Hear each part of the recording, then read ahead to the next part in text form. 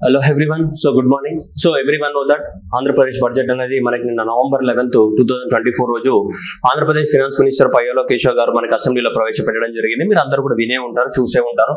Already కొన్ని క్లాసులు కూడా ఆల్రెడీ ప్రిపేర్ అయి ఉంటారు. ఇప్పటికి ఐ థింక్ నేనే కొద్దిగా లేట్ గా పెడుతున్నట్టున్నా. సో ఆల్రెడీ మీకు already n number of the videos already ఇప్పటికీ అవైలబిలిటీ ఉంటాయి. బట్ రైట్, నా ముఖ్య ఉద్దేశం ఏంటిదంటే ఇక్కడ నేను ఏదో బడ్జెట్ లో స్పీచ్ లో ఇచ్చినటువంటి స్టాటిస్టిక్స్ నేను చెప్పాలనుకోవట్లేదు. That is the number 1 point. ఇక్కడ మనం మాట్లాడేది ప్యూర్ అనాలిసిస్. ఎగ్జామ్ పర్పస్ లో క్వశ్చన్ ఎట్లా వస్తుందో ఆ విధంగా అనాలిసిస్ చేయడం జరుగుతుంది. వినడానికి కొంచెం ఓపికగా ఉండాలి, ఎందుకంటే అంత స్టాటిస్టికల్ డాటానే ఉంటుంది. ఇది బడ్జెట్ స్పీచ్ లో మన పయ్యావుల కేశవ్ గారు చదివింది కాదు, అది వేరు. దాంట్లో ఏమున్నాయి, జస్ట్ అలొకేషన్స్ ఏమున్నాయి, ఎడ్యుకేషన్ కింద, అగ్రికల్చర్ కింద, దీనికి ఇంత అని చెప్పి ఉంది. అలొకేషన్స్ తప్ప దాంట్లో ఏమి లేవు. దాని నుంచి మనకి రావాలంటే ఆ బడ్జెట్ స్పీచ్ చదివితే ఒక 1 మార్క్ వస్తుందేమో, అంతకు మించి దాంట్లో లేదు. ఎందుకంటే దాంట్లో ఇచ్చిన పాలసీస్ మనం బ్యాక్గ్రౌండ్కి వెళ్ళి చదవాలి. మళ్ళీ అన్నదాత సుఖీభవ అంటే ఏంది అసలు చదవాలి కదా. అన్నదాత సుఖీభవ జస్ట్ మన బడ్జెట్ స్పీచ్ లో ఏం చేశారు, టైటిల్ మాత్రమే మెన్షన్ చేశారు, అన్నదాత సుఖీభవ పిఎం కిసాన్ యోజన అని. కానీ దాన్ని మొత్తం చదవాలి కదా. మనము బడి పిలుస్తుంది చదవాలి కదా, మనం చదవాలి కదా, ప్రకృతి పిలుస్తుంది చదవాలి కదా. సో ఇవన్నీ కూడా ఇప్పుడు డొక్కా సీతమ్మ పేరు పెట్టారు మధ్యాహ్న భోజనానికి. ఏ స్కూల్ ఏ క్లాస్ వాళ్ళకి పేరు పెట్టారు? 1 to 10th క్లాస్ వరకు ఉన్న భోజనానికా, అంటే 6 to 10th క్లాస్ వరకు ఉన్నదానికా, లేదంటే only 9th to 10th class వాళ్ళకి భోజన పథకానికి ఆ పేరు పెట్టారా? సో ఇలాంటి క్లారిటీస్ అన్ని మనకి రావాలి. ఊరికే బడ్జెట్ స్పీడ్ లో టైటిల్ మాత్రమే మెన్షన్ చేశారు. జస్ట్ ఏంటిదంటే స్కీమ్ యొక్క టైటిల్స్ మాత్రమే ఉన్నాయి తప్ప ఆ స్కీమ్ యొక్క ఫుల్ డీటెయిల్స్ అనేటివి లేవు. సో కాబట్టి దయచేసి మీరు ఫుల్ డీటెయిల్స్ అనేది ప్రిపేర్ కావాలి మనము. ఓకే, సో ఇక ఎకనామిక్ సర్వే అనుకున్నాం, అది రిలీజ్ కాలేదు. మేబీ ఇంకా 2-3 days లో అని కొంతమంది చెప్తున్నారు. నాకైతే క్లారిటీ లేదు, రిలీజ్ అవుతుందా అవ్వదు అనేది క్లారిటీ లేదు. సో రిలీజ్ అవ్వదని అనుకుందాం. నెక్స్ట్ అగ్రికల్చర్ బడ్జెట్ అనేది ఇంకా డాక్యుమెంట్ అనేది మనకి అప్లోడ్ చేయలేదు. సో అప్లోడ్ చేసినప్పుడు దాని గురించి మాట్లాడుకుందాం. ఓకేనా? సో ఇది క్లారిటీ. ఓకే, ఇది చూసే ముందు మాత్రం ఖచ్చితంగా పెన్ను పేపర్ పట్టుకోండి. Number 1 point. Number 2 full concentration తోటి వినండి. నెంబర్ 3 ప్యూర్లీ ఎగ్జామ్ పర్పసే ఉంటుంది. సో నెంబర్ 4 ఓపిక లేకపోతే వినకండి. So this is the 4 disclaimers. ఇట్లా చెప్తున్నాను ఓవర్ యాక్షన్ అని అనుకోకండి. నేను ముందు జాగ్రత్త, మీ టైం వేస్ట్ అవ్వద్దని చెప్తున్నాను అంతే. Okay right. Next moving on to the next one. A budget తీసుకున్నా కానీ మనకి బడ్జెట్ లోపల ఎవ్రీ ఇయర్ బడ్జెట్ లోపల కామన్ గా ఏముంటాయి, మనకి 2 అకౌంట్స్ ఉంటాయి. మీ అందరికి తెలుసు. ఆర్ఏ స్టాండ్స్ ఫర్ ఏంటిది, రెవెన్యూ అకౌంట్. రెండవది ఏంటిది, క్యాపిటల్ అకౌంట్ అనేది. 2 ఉంటాయి మనకి, revenue account and so capital account. Revenue account లో ఏముంటాయి, జనరల్ గా మనకి షార్ట్ టర్మ్ కోసం అంటే డే టు డే అడ్మినిస్ట్రేషన్ కోసం పెట్టే ఎక్స్పెండిచర్స్ అన్ని కూడా సో దీంట్లో ఉంటాయి. దీంట్లో ఉంటే మనకి రెవెన్యూ అకౌంట్ లో ఉంటాయి. సో దీంట్లో ఏముంటాయి, మనకి లాంగ్ టర్మ్ లో ఏదైనా ఒక ఇన్కమ్ జనరేట్ చేయడానికి కోసం పెట్టేవన్నీ కూడా దీంట్లో ఉంటాయి, క్యాపిటల్ అకౌంట్ లో ఉంటాయి. ఇది మీకు తెలుసు, నేను మళ్ళీ దాంట్లో ఎక్కువ డెప్త్ లోకి వెళ్ళారు. రెవెన్యూ అకౌంట్ లోకి తీసుకుంటే మనకి ఏముంటాయి, ఎక్కువ మొత్తంలో టాక్సెస్ ద్వారా వచ్చే ఇన్కమ్ ఉంటుంది, ప్లస్ వేట్ ద్వారా వచ్చే ఇన్కమ్ ఉంటుంది. మనకి నాన్ టాక్సెస్ ద్వారా వచ్చే ఇన్కమ్ అనేది ఉంటుంది. టాక్సెస్ ప్లస్ నాన్ టాక్సెస్ ద్వారా వచ్చే ఇన్కమ్ అనేది మనకు ఉంటుంది దీంట్లో. ఇది రెవెన్యూ అకౌంట్ లో. రెవెన్యూ అకౌంట్ అంతా కూడా దేనికోసం పెడతాం, జనరల్ గా డే టు డే అడ్మినిస్ట్రేషన్, మనకి రాష్ట్రాన్ని రన్ చేయడానికి కోసం, రోజువారీ అవసరాల కోసం ఖర్చు పెడుతూ ఉంటాం జనరల్ గా. So day to day administration కోసం చాలా వరకు ఖర్చు పెడుతుంటాం. ఈ క్యాపిటల్ అకౌంట్ లో ఉన్న మనీ అంతా కూడా దేంట్లో ఖర్చు పెడుతుంటాం, మనం లాంగ్ టర్మ్ లో ఇన్వెస్ట్మెంట్ పెట్టి, సో ఈ లాంగ్ టర్మ్ ద్వారా సో ఏం జనరేట్ చేయాలో, మనకి ఇన్కమ్ ని జనరేట్ చేయాలా. సో అలాంటి వాటి కోసం, మనకు అలాంటి అసెట్స్ ని క్రియేట్ చేయడానికి కోసము మనము ఏం చేస్తుంటాం, మనము సో ఈ క్యాపిటల్ ఇన్వెస్ట్మెంట్ పెడుతుంటాం. అంటే ఆ అసెట్స్ ద్వారా ఏం జనరేట్ అవ్వాలి, మనకి ఇన్కమ్ జనరేట్ అవ్వాలి. సో అలా ఇన్కమ్ జనరేటింగ్ అసెట్స్ లోపల ఇన్వెస్ట్మెంట్ పెడితే ఏమంటాం, మనం క్యాపిటల్ అసెట్స్ అంటాం. జనరల్ గా మరి అసెట్స్ ద్వారా ఇన్కమ్ జనరేట్ అవ్వాలంటే షార్ట్ టర్మ్ లో జనరేట్ అవ్వవు, లాంగ్ టర్మ్ లో టైం పడుతుంది కాబట్టి సో అందువల్ల దాన్ని ఏమంటారు, లాంగ్ టర్మ్ అంటారు. సపోజ్ ఎయిర్పోర్ట్ ఉంది, ఇప్పుడు ఎయిర్పోర్ట్ కట్టాలనుకుంటున్నాం. సో ఎయిర్పోర్ట్ కట్టాలనుకుంటే టైం పడుతుంది. సో అలాంటి దాంట్లో ఎయిర్పోర్ట్ లో ఇన్వెస్ట్మెంట్ పెడితే అది క్యాపిటల్ ఇన్వెస్ట్మెంట్ అవుతుంది, లేదంటే క్యాపిటల్ ఎక్స్పెండిచర్ అవుతుంది ఎయిర్పోర్ట్ కోసం అట్లా పెడితే. Okay, so day to day administration కోసం పెట్టేదంతా కూడా రెవెన్యూ. డే టు డే ఏమొస్తాయి, మనకి ట్యాక్సెస్ వస్తాయి అండ్ నాన్ ట్యాక్సెస్ వస్తాయి. డే టు డే అడ్మినిస్ట్రేషన్ ఏముంటుంది, ల్యాండ్ ఆర్డర్ కానీ, సబ్సిడీస్ కానీ, వెల్ఫేర్ పాలసీస్ కానీ, ఇవన్నీ ఉంటాయి కదా. డే టు డే మనకి గవర్నమెంట్ రన్ చేసి మేజర్ ఏంటంటే వెల్ఫేర్ పాలసీస్. రెండోది ఏంటి, సబ్సిడీస్. మేజర్ గా వెల్ఫేర్ పాలసీస్ కానీ అండ్ సబ్సిడీస్ కానీ అండ్ నెక్స్ట్ ఏంటి, ల్యాండ్ ఆర్డర్ కానీ. సో ఈ మూడోది major government day to administration. Salaries, employees కి ఏంటిది సాలరీస్ కానీ, అండ్ రిటైర్డ్ అయిన వాళ్ళకి ఏంటి పెన్షన్స్. ఈ మేజర్ 5 ఏవి, వెల్ఫేర్ పాలసీస్ కానీ అండ్ మనకు సబ్సిడీస్ కానీ అండ్ నెక్స్ట్ వచ్చేసి పెన్షన్స్ కానీ అండ్ సాలరీస్ కానీ అండ్ సబ్సిడీస్ కానీ, ఇవి మేజర్ గవర్నమెంట్ కి. అండ్ తీసుకున్న అప్పులు కట్టడం, తీసుకున్న అప్పులు ఏవైతే ఉంటాయో సో అప్పుల పైన ఏముంటాయి, మళ్ళీ ఇంట్రెస్ట్ రేట్ ఉంటుంది. సో ప్లస్ ప్రిన్సిపల్ అమౌంట్ ఉంటుంది. ప్రిన్సిపల్ అమౌంట్ కట్టాలి అండ్ ఇంట్రెస్ట్ పేమెంట్ కట్టాలి. వీటి కోసం మీద ఖర్చు పెట్టేది. సో ఓకేనా, ఇది షార్ట్ అండ్ స్వీట్ గా చెప్పినా నేను, మీరు అర్థం చేసుకోండి. ఓకేనా, మళ్ళీ ఇంకా దాన్ని ఆల్రెడీ మీకు బడ్జెట్ గురించి అంతా తెలిసి ఉంటుంది కాబట్టి నేను జస్ట్ మీకు ఒక రీక్యాప్ కొట్టా అంతే. రైట్, నెక్స్ట్ మూవింగ్ అంటే ద ఒరిజినల్. మనకి ఈ సంవత్సరం ఇది 3వ బడ్జెట్ ప్రవేశపెట్టడం. ఒకటి వైఎస్ఆర్సీపీ గవర్నమెంట్ ఉన్నప్పుడు ఫస్ట్ ఓటాన్ అకౌంట్ బడ్జెట్ ప్రవేశపెట్టారు. ఆ తర్వాత గవర్నమెంట్ మారిన తర్వాత సో ఎన్డీఏ గవర్నమెంట్ అనేది సెకండ్ ఓటాన్ బడ్జెట్ ప్రవేశపెట్టింది. అండ్ ఇప్పుడు ఇప్పుడు తర్వాత కూడా సెకండ్ ఫుల్ ఫ్లెడ్జ్డ్ బడ్జెట్ అంటే first full fledged budget. So దాన్ని మనకి ఇప్పుడు మళ్ళీ కూడా ఎన్డీఏ గవర్నమెంట్ అనేది ప్రవేశపెట్టడం జరిగింది. First vote on account budget అనేది మనకు మొదటి 4 నెలలకి అంటే ఇప్పుడు ఏప్రిల్, మే, జూన్, జూలై 4 నెలలకి ప్రవేశపెట్టడం జరిగింది. దాన్ని 1,09,000 కోట్లతోటి మనం ప్రవేశపెట్టడం జరిగింది first 4 months for the 2024-25 financial year కి. అండ్ నెక్స్ట్ మళ్ళీ సో పయ్యోలో కేశవ్ గారు సెకండ్ ఓట్ ఆన్ బడ్జెట్ ని ప్రవేశపెట్టడం జరిగింది. సో మళ్ళీ 4 నెలల కోసం ఎంత 1,29,000 కోట్లతోటి సో ఇది సెకండ్ ఓట్ ఆన్ బడ్జెట్ ని మనకి సో ఎన్డీఏ గవర్నమెంట్ అనేది సో ప్రవేశపెట్టడం జరిగింది. నెక్స్ట్ థర్డ్ కనుక తీసుకుంటే మనకి ఇప్పుడు ఫుల్ ఫ్లెడ్జ్డ్ బడ్జెట్ అనమాట. అంటే మొత్తం 12 నెలలు కలిపి. సరే 12 నెలలు కలిపి ఎట్లా పెడతారంటే ఆల్రెడీ ఇక్కడ 4 నెలలు ఇక్కడ 4 నెలలు అయిపోయింది. అంటే మొత్తం సంవత్సరంలో 8 నెలలు అయిపోయింది. ఇప్పుడు మనం పెట్టే బడ్జెట్ అంత ఎంత కదా 4 months కోసం ఇంకా 4 months టైమే ఉంది. బట్ ఇక్కడ పెట్టిన ఎక్స్పెండిచర్ అంతా కూడా మనం కలుపుకొని టోటల్ గా సో ఈ 8 నెలల పెట్టిన ఎక్స్పెండిచర్ ప్లస్ రాబోయే 4 నెలలకు కలిపిన ఎక్స్పెండిచర్ మొత్తం కలిపి ఎంత అయితే మనకి 12 months. అలా 12 months ఒక అంచనా వేసి ఫైనల్ గా మనకి యాన్యువల్ బడ్జెట్ ఎంత డిక్లేర్ చేశారు. సో 2,94,427 కోట్లు ఖర్చు పెట్టబోతున్నాం అని చెప్తున్నాం. అంటే ఆల్రెడీ 8 నెలల్లో సగం ఖర్చు అయిపోయింది. ఈ బడ్జెట్ లో ఇప్పుడు ఇంత ఖర్చు పెడతారా లేదు. ఈ బడ్జెట్ లో సగానికి పైగా ఖర్చు అయిపోయింది. 2 లక్షలకు పైగా ఆల్రెడీ ఖర్చు అయిపోయింది. ఇప్పుడు లాస్ట్ 8 months లోనే అయిపోయింది. అది మిగిలింది ఎంతో కొంత ఉంటుంది 60,000-70,000 కోట్లు ఉంటుంది. ఇంకా 4 నెలలే కదా ఉంది. సో కాబట్టి ఆ 4 నెలలకు సో ఫైనల్ గా మన first vote on account budget లో ఖర్చు పెట్టింది, సెకండ్ ఓట్ ఆన్ అకౌంట్ లో ఖర్చు పెట్టింది. ఆ రెండు కూడా కలుపుకున్న తర్వాత అవి యాడ్ చేసుకుని మిగిలిన 4 నెలలకి ఎంత ఖర్చు అవుతుంది అని చెప్పేసి మనకు ఒక అంచనా వచ్చేసి టోటల్ గా 12 నెలలకి ఇంత అని చెప్తున్నాం మనం. ఓకేనా. ఇప్పుడు ప్రవేశపెట్టిన దాంట్లో ఆల్రెడీ సగానికి పైగా ఇప్పుడు ఖర్చు అయిపోయింది. మనకి మీరు అర్థం చేసుకోలేదు, సగానికి ఆల్రెడీ అయిపోయింది. ఇది ఎప్పుడో 2 లక్షల కోట్లకు దగ్గర ఖర్చు అయిపోయింది. ఎందుకంటే 8 నెలల కాలం గడిచిపోయింది కదా ఆల్రెడీ. సో ఈ మిగిలిన 4 నెలలకి మనం ఖర్చు పెట్టిన 4 నెలలకు 2,94,000 కాదు ఖర్చు పెట్టిన 8 నెలలది ప్లస్ రాబోయే 4 నెలలు మొత్తం కలిపి. సో కాబట్టి 2,94,427 కోట్లు అనేది మనకి ఇప్పుడు ప్రవేశపెట్టడం జరిగింది. మొత్తం కలుపుకొని గత 8 నెలలది ప్లస్ రాబోయే 4 నెలలది మొత్తం కలిపి ఒక అంచనా వేసాం మనం ఇంత ఖర్చు పెడతామని చెప్పేసి. మరి బడ్జెట్ అనేది మనకి ఖచ్చితంగా ఖర్చు పెట్టాలన్న రూల్ ఉందా? లేదు. బడ్జెట్ అనేది ఇప్పుడు 2,94,427 కోట్లు అయితే అంత ఖర్చు పెట్టాలన్నా ఖర్చు పెట్టారు. ఏ గవర్నమెంట్ ఖర్చు పెట్టదు. ఏ గవర్నమెంట్ అయినా సరే 60-70% ఖర్చు పెడుతుంది. ఒక సెంట్రల్ గవర్నమెంట్ అనేది మనకి 97% ఖర్చు పెడుతుంది. బడ్జెట్ లో ప్రకటించిన దాంట్లో 97% సెంట్రల్ గవర్నమెంట్ ఖర్చు పెడుతుంది జనరల్ గా. కానీ రాష్ట్ర ప్రభుత్వాలు తీసుకున్నాం అనుకో యావరేజ్ గా రాష్ట్ర ప్రభుత్వాలు మన రాష్ట్రంలో ఉన్నటువంటి మన రాష్ట్రమే కాదు భారతదేశంలో ఉన్నటువంటి రాష్ట్రాలను తీసుకుంటే 65-70% ఖర్చు పెడుతున్నాయి. పేపర్లో హెడ్లైన్ వేయడానికి బడ్జెట్ ఏమంటారు 3 లక్షల కోట్లు, 5 లక్షల కోట్లు, 2,94,000 కోట్లు అని జనరల్ గా ఏ గవర్నమెంట్ అయినా డబ్బా కొడుతుంది. మరి 2,94,000 కోట్లు ఖర్చు పెడతారంటే నో, అంత ఖర్చు పెట్టరు. అందులో 70%-80% ఖర్చు పెడతారు. ఎందుకు అంటే అందులో సగం లోన్లే తీసుకొచ్చి ఖర్చు పెట్టాలి కాబట్టి లోన్స్ ఎవరు తీసుకొస్తారన్న ఉద్దేశంతో జనరల్ గా మనం ప్రకటించిన బడ్జెట్ ని పూర్తిగా ఎప్పుడూ సద్వినియోగం చేయరు. మనం ప్రకటించిన బడ్జెట్ లో 60-70% మాత్రమే ఖర్చు పెడతారు. మాక్సిమం అంటే 85-90% కొన్ని రాష్ట్రాలలో ఖర్చు పెడుతున్నారు. కానీ యావరేజ్ గా 65-70% ఖర్చు పెడుతున్నారు ఏ రాష్ట్రం అయినా సరే వాళ్ళు ప్రకటించిన బడ్జెట్. ఎందుకంటే వాళ్ళ దగ్గర డబ్బులు ఉండాలి కదా. అంటే ఇట్లా ఖర్చు పెడతామని ముందే చెప్తారు కానీ అంత ఖర్చు పెట్టడానికి డబ్బులు కూడా రావాలి కదా. సో కాబట్టి ప్రకటించినట్టుగా డబ్బులు రావు కాబట్టి అందువల్ల ఖర్చు కూడా చేయలేరు. సో కాబట్టి budget is not mandatory, it is voluntary option for the government. వాళ్ళు ప్రకటించిన దాంట్లో మొత్తం 100% ఖర్చు చేయాలన్న రూల్ ఎక్కడ లేదు. ఏ గవర్నమెంట్ కూడా 2,94,427 కోట్లు చెప్పారు కదా అని చెప్పేసి ఎగ్జాక్ట్లీ అంతే ఖర్చు చేయాలన్న రూల్ లేదు. ఆపోజిషన్ కూడా క్వశ్చన్ వేసే ఛాన్స్ లేదు దానికి. ఇంత మీరు ప్రకటించారు ఇంత ఖర్చు చేయాలని, ఎందుకంటే ఏ గవర్నమెంట్ ఏది చేయదు కాబట్టి. అర్థమైంది అని చెప్పేది. సో కాబట్టి అది 100% ఎప్పుడు బడ్జెట్ ఖర్చు అవ్వదు, ఏ గవర్నమెంట్ పెట్టదు. నెంబర్ 1 ఎందుకంటే అంత రెవెన్యూ జనరేట్ అవ్వదు. అప్పులు తీసుకొచ్చి పెట్టాలి. అప్పులు ఎందుకని చెప్పేసి గవర్నమెంట్ చేంజ్ చేసే సరే ఎంతవరకు అయితే ఉన్నాయో అంతవరకు పెట్టుకుందాం అంటాయి general.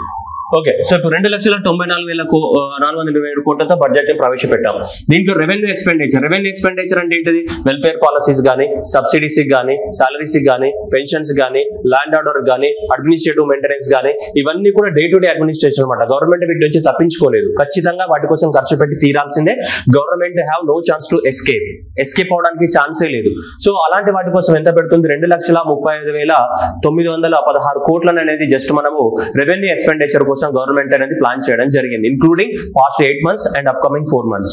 Okay, next capital expenditure అంటే ఏంటిది? మనం అసెట్స్ క్రియేట్ చేయడానికి కోసము, ఇన్కమ్ ని జనరేట్ చేయడానికి కోసం ఏవైనా కొన్ని అసెట్స్ లలో మనము ఎక్స్పెండిచర్ పెట్టాలి. అసెట్స్ ద్వారా ఏం జనరేట్ అవ్వాలి? ఫ్యూచర్ లో ఇన్కమ్ జనరేట్ అవ్వాలి. సో అలాంటి వాటి కోసం ఎంత పెడుతున్నాం? మనకి 32,712 కోట్లు అనేది మనం క్యాపిటల్ ఎక్స్పెండిచర్ పెడుతున్నాం మనం. ఓకేనా, క్యాపిటల్ ఎక్స్పెండిచర్ పెడుతున్నాం.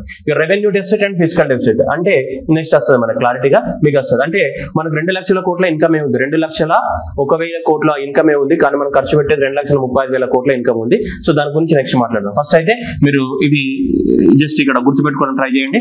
నెక్స్ట్ వీటి గురించి మాట్లాడతాం మనం. మీరు మొత్తం అందుకే స్టోరీ మొత్తం వినాలి. Okay right. రెవెన్యూ డెఫిసిట్ ఎంత ఉంది? 34,743 కోట్లు ఉంది. అంటే సో ఈ రెవెన్యూ ఎక్స్పెండిచర్ ఎంత ఉంది? 2,35,000 ఉంది, కానీ మనం ఖర్చు పెట్టేది ఎంత ఉంది? 2,00,000. మనకు వచ్చే ఇన్కమ్ అనేది 2,01,000 ఉంది. అందువల్ల ఇక్కడ డెఫిసిట్ ఎంత కనిపిస్తుంది? 34,000 కనిపిస్తుంది. 34,000 కోట్ల డెఫిసిట్ ఉంది. అంటే 34,000 కోట్లు షార్ట్ ఫాల్ ఉంది రెవెన్యూ అకౌంట్ కి. మనం ఎంత ఖర్చు పెడుతున్నాం? 2,35,000, కానీ షార్ట్ ఫాల్ ఎంత ఉంది? 2,34,000 షార్ట్ ఫాల్ ఉంది. అందుకోసం ఏమంటున్నాం మనం? డెఫిసిట్ అంటున్నాం. ఆ షార్ట్ ఫాల్ ఎట్లా ఓవర్కమ్ చేస్తాం?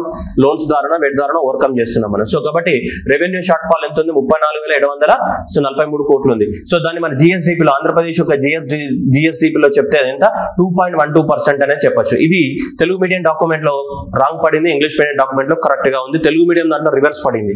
ఇది దీనికి పడింది, ఇది దీనికి పడింది. ఓకేనా, తెలుగు మీడియం వాళ్ళు ఒకసారి చూసుకోండి. ఓకే, రెవెన్యూ డెఫిసిట్ అనేది సో ఎంతగా ఉంది అంటే మనకి సో రెవెన్యూ డెఫిసిట్ అనేది ఇంత ఉంది. ఎంత? 34,000 కోట్ల రెవెన్యూ డెఫిసిట్ అనేది ఉంది. నెక్స్ట్ ఫిజికల్ డెఫిసిట్ తీసుకుంటే ఓవరాల్ గా బడ్జెట్ లో మనం ఇంత 2,94,000 కోట్లు ఖర్చు పెట్టాలనుకుంటున్నాం కదా. ఈ 2,94,000 కోట్ల ఇన్కమ్ ఉందా? మన దగ్గర లేదు. మన దగ్గర ఇన్కమ్ చాలా షార్ట్ ఫాల్ ఉంది. ఎంత షార్ట్ ఫాల్ ఉంది? 68,742 కోట్ల ఇన్కమ్ అనేది మన దగ్గర లేదు. అప్పులు తీసుకొచ్చుకొని ఖర్చు పెట్టుకోవాలా.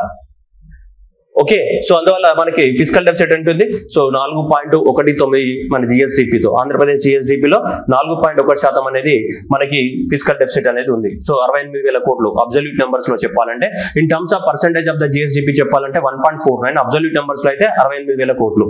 ఓకేనా, సో ఈ 68,000 కోట్లలో ఇది కూడా ఉంటుంది, ఇది సపరేట్ కాదు. ఈ 34,000 కోట్లు ఆల్రెడీ దీంట్లో ఇన్క్లూడ్ అయి ఉంటాయి.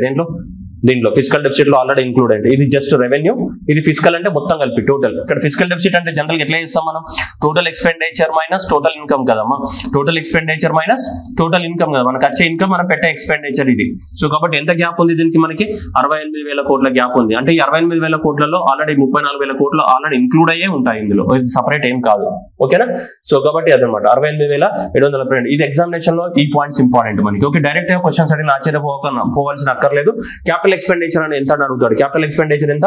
32,712 కోట్లు by heart it. Capital expenditure of the Andhra Pradesh government అంటే we're putting the money for the generation of the income. Income generate చేయడానికి కోసం పెట్టే మనీ ఎంత? 32,712 కోట్లు. ఓకేనా, ఫిజికల్ డెఫిసిట్ ఎంత ఉంది మనకి? 4.19% ఉంది. ఓకేనా, జిఎస్డిపిలో రెవెన్యూ డెఫిసిట్ ఎంత ఉంది? 2.12% ఉంది revenue deficit in comparison with the state జిఎస్డిపిలో చూస్తే. ఓకేనా, ఇవన్నిటి ఇప్పుడు మనం బై హార్ట్ చేయాల్సిన ఫ్యాక్ట్స్ ఇవి. ఓకే, ఇది మినిమం బేసిక్స్ అనేది బై హార్ట్ చేయాలి. నెక్స్ట్ వీటి గురించి we're discussing the detail analysis. Okay, వీటి గురించి ఇప్పుడు నెక్స్ట్ డీటెయిల్ గా అనాలిసిస్ చేద్దాం. ఓకేనా, సో రైట్. ఇప్పుడు మనం ఏమనుకున్నాం మీరు చూడండి. టోటల్ బడ్జెట్ 2,94,000 కోట్లు. ఇందులో 2,35,000 కోట్లు అనేవి మనం ఖర్చు పెట్టబోతున్నాం. దేనికి?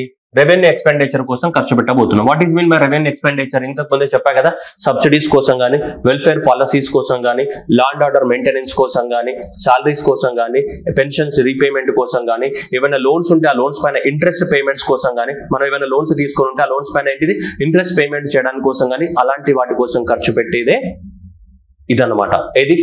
ఈ రెవెన్యూ ఎక్స్పెండిచర్. ఎంత? 2,35,000 కోట్లు ఖర్చు పెట్టాలనుకోవడం. నిజంగా 2,35,000 కోట్లు మన దగ్గర ఉన్నాయంటే లేవు.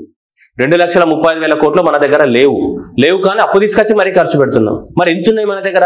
2,35,000 నువ్వేమంటున్నావు? 2,35,916 కోట్లు అంటున్నావు కదా. 9 కలుపుకుంటే 917 కోట్లు. ఇక్కడ 2,35,916 కదా. ఈ 9 తీసేస్తే ఒకటైంది కదా, అంత అనుకుందాం మనం. సో ఇప్పుడు మన దగ్గర ఏమనుకుంటున్నాం మనం? 2,35,916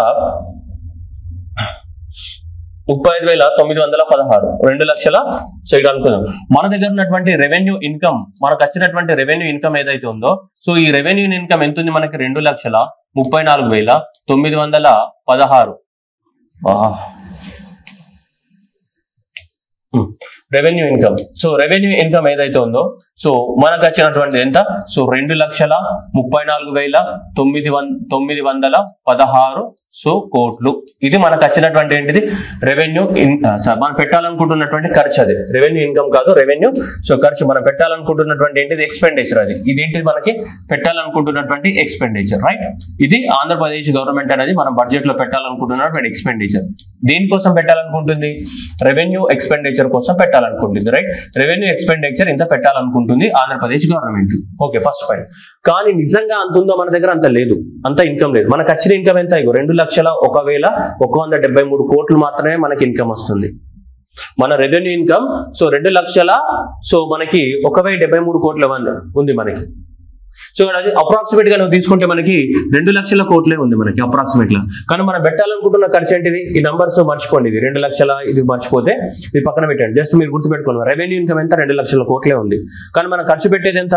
2,34,000 కోట్లు ఉంది. అంటే 34,000 కోట్లు ఏముంది? షార్ట్ ఫాల్ ఉంది. అదే రెవెన్యూ డెఫిసిట్. మన రెవెన్యూ ఇన్కమ్ 2,00,000 కోట్లు, మనం ఖర్చు పెట్టేది 2,34,000 కోట్లు. అంటే 34,000 కోట్ల గ్యాప్ ఉంది. మన ఇన్కమ్ ఏమో 2,00,000 కోట్లు, మనం ఖర్చు పెట్టేదేమో 2,34,000 కోట్లు. అంటే 34,000 కోట్లు ఏర్పడింది, గ్యాప్ ఏర్పడింది. ఆ గ్యాప్ దేని ద్వారా తీసుకుంటాం? లోన్సే తీసుకుంటున్నాం మనం. అర్థమవుతుందా? రెవెన్యూ డెఫిసిట్ ఎంత? అప్రాక్సిమేట్లీ 34,000 కోట్లు. అట్లీస్ట్ ఇదన్నా మైండ్ లో ఫిక్స్ చేయండి. అబ్సల్యూట్ నంబర్స్ గుర్తు లేకపోయినా కానీ రౌండ్ ఫిగర్ వాల్యూ అయినా గుర్తుండడానికి ట్రై చేయండి. కనీసం ఎంత ఉంది మనకి? 34,000 కోట్ల రెవెన్యూ డెఫిసిట్ ఉంది. ఎందుకు అంటే మనకు వచ్చే ఇన్కమ్ 2,00,000 కోట్లు ఉంది. మనం పెట్టే ఎక్స్పెండిచర్ 2,34,000 కోట్లు ఉంది. ఓకే, మరి 2,00,000 కోట్లు కూడా ఎక్కడి నుంచి వచ్చినాయి అనేది ఎగ్జామినేషన్ లో అడుగుతాడు. ఈ రెవెన్యూ ఇన్కమ్ ఏదైతే ఉందో ఈ 2,00,000 కోట్లు అనేది ఆంధ్రప్రదేశ్ గవర్నమెంట్ కి ఎక్కడి నుంచి వస్తున్నాయి, ఈ 2,00,000 కోట్లు అనేది అడుగుతాడు మనకి. రెవెన్యూ ఇన్కమ్ ఎంత ఉంది? 2,00,000 కోట్లు ఉంది. రెవెన్యూ ఎక్స్పెండిచర్ 2,34,000 కోట్లు ఉంది. నేను ఒక 6 సార్లు రిపీట్ చేస్తుంటే ఇప్పటి వరకు. ఎందుకు అంటే ఎగ్జామినేషన్ లో ఎన్నిసార్లు చెప్పినా నువ్వు మిస్టేక్ చేసేస్తావు. ఈ క్లాస్ ముఖ్య ఉద్దేశము ఓన్లీ మిస్టేక్స్ అవాయిడ్ చేయడమే, అంతే తప్ప ఈ డాటా అంతా మీకు కూడా తెలుసు, అది మీరు ఎక్కడన్నా డాక్యుమెంట్ లో ఉంటుంది. ఇప్పుడు పాయింట్ చూద్దాం. ఇది arrange in the correct order అంటాడు మనకి. మన ఆంధ్రప్రదేశ్ గవర్నమెంట్ కి ఎంత 2,00,000 కోట్ల ఇన్కమ్ వస్తుందా లేదా? డెఫినెట్. ఎంత వస్తుంది మనకి? 2,00,000 కోట్ల ఇన్కమ్ జనరేట్ అవుతుంది ఆంధ్రప్రదేశ్ గవర్నమెంట్ కి. ఈ 2,00,000 కోట్ల ఇన్కమ్ అనేది దీన్ని ఏమంటారు? రెవెన్యూ రిసీట్స్ అంటాం కదా. Revenue receipts is nothing but revenue income. So revenue income A sources ద్వారా వస్తుంది? చూడండి, first sources state tax revenue. అంటే ఆంధ్రప్రదేశ్ గవర్నమెంట్ వేసే ట్యాక్స్ రెవెన్యూ ఏంటిది? ల్యాండ్ పైన కానీ, సేల్స్ ట్యాక్స్ కానీ, ఓకే సేల్స్ ట్యాక్స్ కానీ, ఆ తర్వాత మనకి స్టేట్ ఎక్సైజ్ డ్యూటీ కానీ, ఏమైనా చిన్న చిన్న అదర్ ట్యాక్సెస్ ఉంటే అదర్ ట్యాక్సెస్ కానీ, ఇది ఓకేనా. Next share from the central taxes. Central government నుంచి మనకి 15th ఫైనాన్స్ కమిషన్ ఇచ్చినటువంటి రికమెండేషన్స్ ఆధారంగా మనకు వచ్చే షేర్. జిఎస్టీలో షేర్ వస్తుంది, మిగతా వాటిలో అన్నింటిలో కూడా షేర్ వస్తుంది. సెంట్రల్ 15th ఫైనాన్స్ కమిషన్ నుంచి ఎంత రావాలి? 41% ఆఫ్ ద షేర్ రావాలి కదా, ఆ షేర్. సో అది. Next grantee need. Central government ఇచ్చే గ్రాంటీ నేడ్ ఫ్రీగా కానీ లేదంటే అతి తక్కువ ఇంట్రెస్ట్ రేట్కి ఇచ్చే గ్రాంటీ నేడ్స్. నెక్స్ట్ ఏంటి? Non tax revenue. ఏమైనా పోలీసు వాళ్ళు ఫైన్ వేసినప్పుడు కానీ, కోర్టులలో ఫైన్స్ వేసినప్పుడు కానీ, ఇట్లాంటివన్నీ వస్తుంటాయి కదా గవర్నమెంట్ రెవెన్యూ. అవి అనమాట. ఏమంటే ఇన్కమ్ సర్టిఫికేట్ ఇచ్చినప్పుడు మినిమం చార్జెస్ పే చేస్తుంటావు కదా, అట్లాంటివన్నీ కూడా నాన్ ట్యాక్స్ రెవెన్యూ అంటాం. సో మనకి ఇప్పుడు ఈ 2,00,000 కోట్లలో ఆంధ్రప్రదేశ్ గవర్నమెంట్ సొంతంగా ఎంత సంపాదించుకుంటుంది? 1,00,000 కోట్లు. అప్రాక్సిమేట్లీ ఎంత? 1,00,000 కోట్లు. ఓకేనా. 1,09,872 కోట్లు అనేది ఇక్కడ ఉంది మనకి. అప్రాక్సిమేట్లీ ఆంధ్రప్రదేశ్ గవర్నమెంట్ అనేది సో మనకి ఇంత, ఇది నంబర్స్ మనం గుర్తుపెట్టుకోవాలని నేను చెప్పట్లేదు. అప్రాక్సిమేట్లీ ఇది గుర్తుపెట్టుకుని ఎంత? 1,00,000 crores. 2,00,000 కోట్ల ఇన్కమ్ వస్తే అలా 1,00,000 కోట్లు దేని నుంచి వస్తుంది? స్టేట్ గవర్నమెంట్ యొక్క ఓన్ ట్యాక్సెస్ ద్వారా వస్తుంది. స్టేట్ గవర్నమెంట్ యొక్క స్టేట్ ట్యాక్స్ రెవెన్యూ అంటే ఏంటది? ఆంధ్రప్రదేశ్ గవర్నమెంట్ ఓన్ గా సంపాదించుకుంది స్టేట్ ఓన్ ట్యాక్స్ రెవెన్యూ ద్వారా. సెంట్రల్ గవర్నమెంట్ నుంచి మనకి 15th ఫైనాన్స్ కమిషన్ రికమెండేషన్స్ ఆధారంగా వచ్చేది ఎంత ఉంది? 50,000 కోట్లు ఉంది. సో 50,391 కోట్లు రౌండ్ ఫిగర్ చేసుకుంటే ఎంత? 50,000 కోట్లు. Okay. Grantee need central government నుంచి వచ్చేది 30,333 కోట్లు గ్రాంటీ నేడ్ వస్తుంది. రౌండ్ ఫిగర్ చేసుకుంటే 30,000. అండ్ నాన్ ట్యాక్స్ రెవెన్యూ ఎంత? సో 10,576 కోట్లు. రౌండ్ ఫిగర్ చేసుకుంటే 10,500 కోట్లు. ఎందుకు రౌండ్ ఫిగర్ చెప్తున్నాం? మనకి ఎగ్జామ్ లో గుర్తుండాలి. నువ్వు ఇంత డెసిమల్ పాయింట్స్ గుర్తుపెట్టుకోవడానికి మనకి కంప్యూటర్ బ్రెయిన్ కాదు. We're not Vivek Ramaswamy. Okay. So కాబట్టి అందువల్ల సో మనకి గుర్తుపెట్టుకోవడానికి ఏంటిది ఇక్కడ?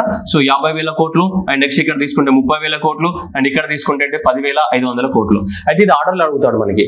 ఆంధ్రప్రదేశ్ గవర్నమెంట్ కి రెవెన్యూ ఎక్స్పెండిచర్ ఎంత పెట్టాలనుకుంటుంది? 2,34,000 కోట్లు పెట్టాలనుకుంటుంది. అవునా? దాంట్లో మనకు వచ్చిన ఇన్కమ్ ఎంత? 2,00,000 కోట్లే.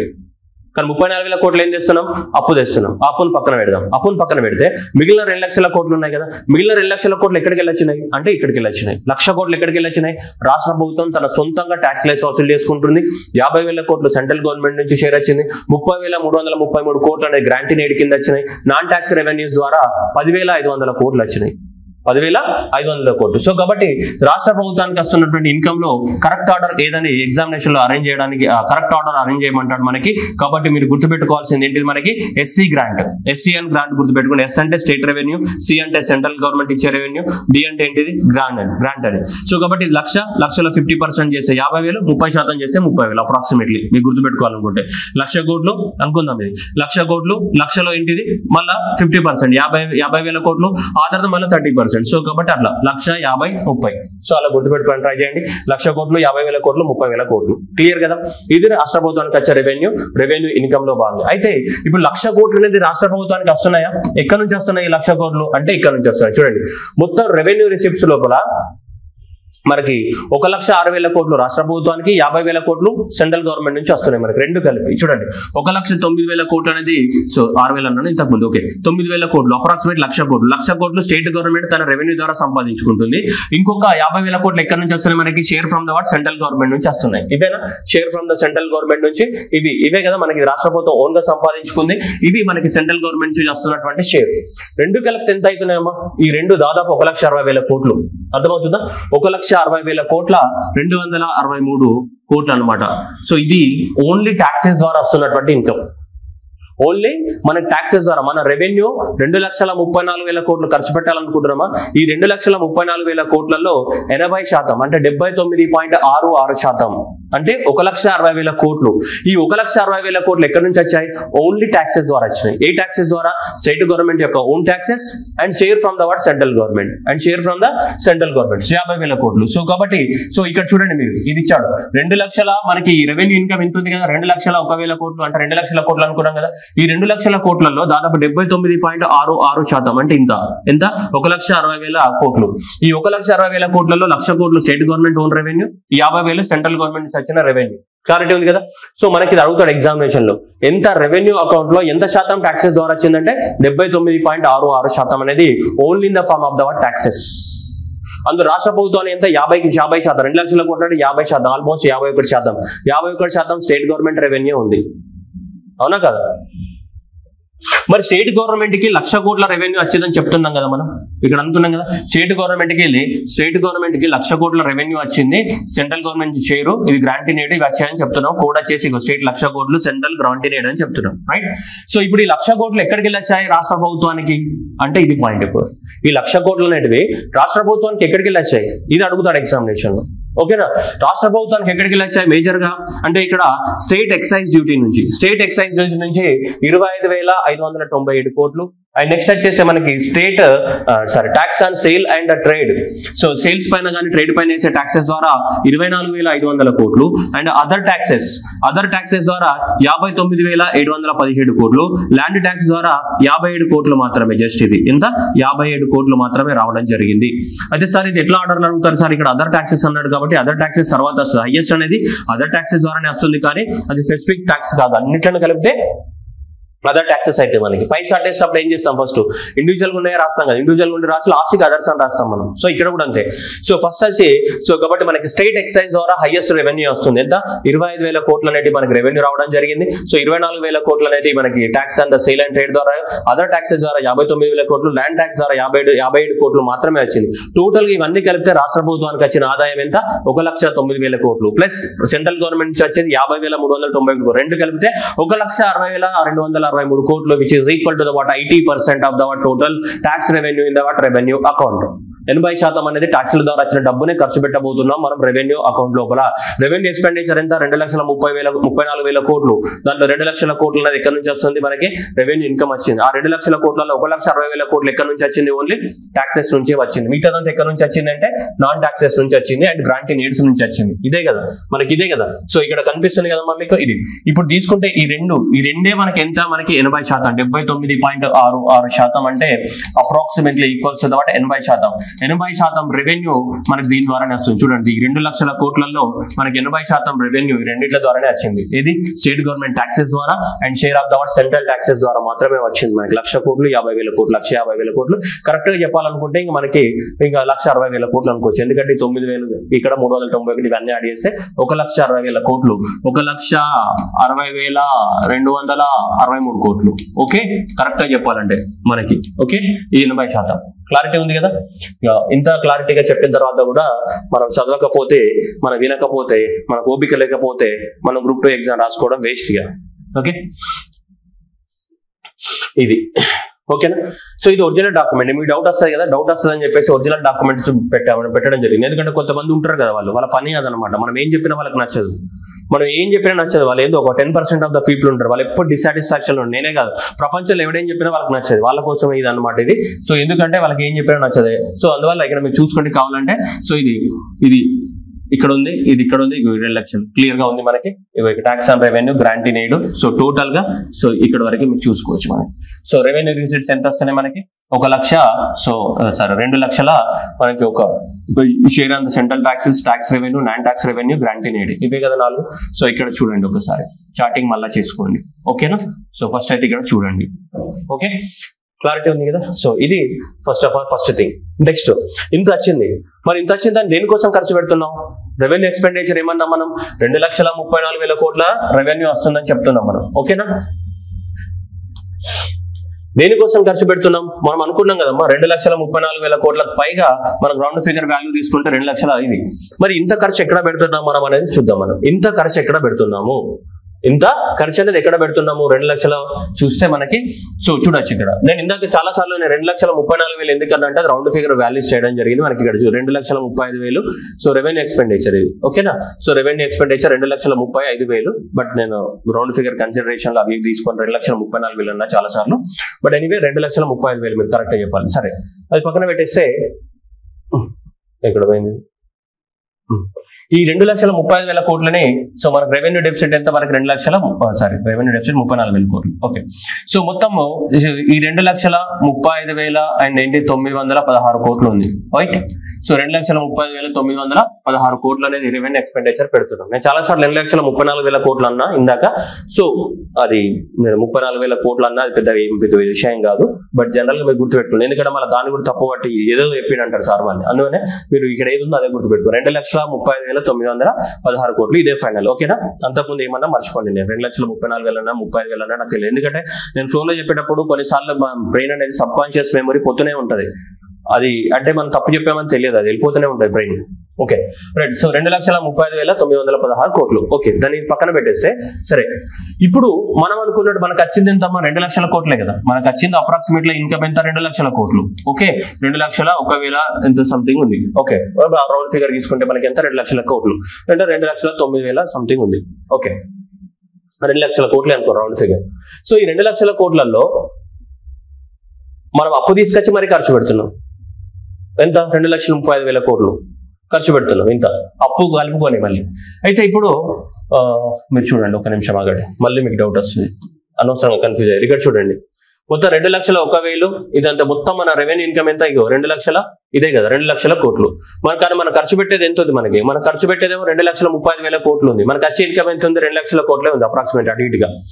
ఓకే, మరి దేనికోసం ఖర్చు పెడుతున్నామంటే చూడండి, డెవలప్మెంటల్ ఎక్స్పెండిచర్ కి 1,62,475 కోట్లు.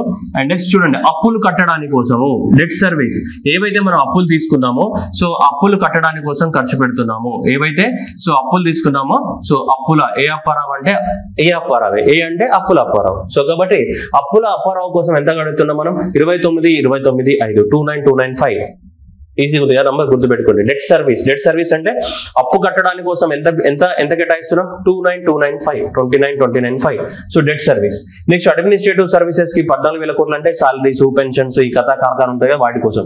నెక్స్ట్ ట్యాక్స్ కలెక్షన్ చార్జెస్ 1,449 కోట్లు. అదర్ ఎక్స్పెండిచర్ సో 27,853 కోట్లు అని చెప్పేసి ఎక్స్పెండిచర్ పెడుతున్నారు. ఈ విధంగా మన డెవలప్మెంటల్ ఎక్స్పెండిచర్ అంటే మేజర్ గా వెల్ఫేర్ పాలసీస్ ఉంటాయి, అంటే అగ్రికల్చర్ కోసం పెట్టేటి కానీ, ఎడ్యుకేషన్ కోసం పెట్టేటి కానీ, అట్లాంటి ఇట్లాంటి వాటన్నిటిలో గవర్నమెంట్ డెవలప్మెంటల్ ఎక్స్పెండిచర్ అని అనుకుంటుంది. సో అలా 1,62,475 కోట్లు.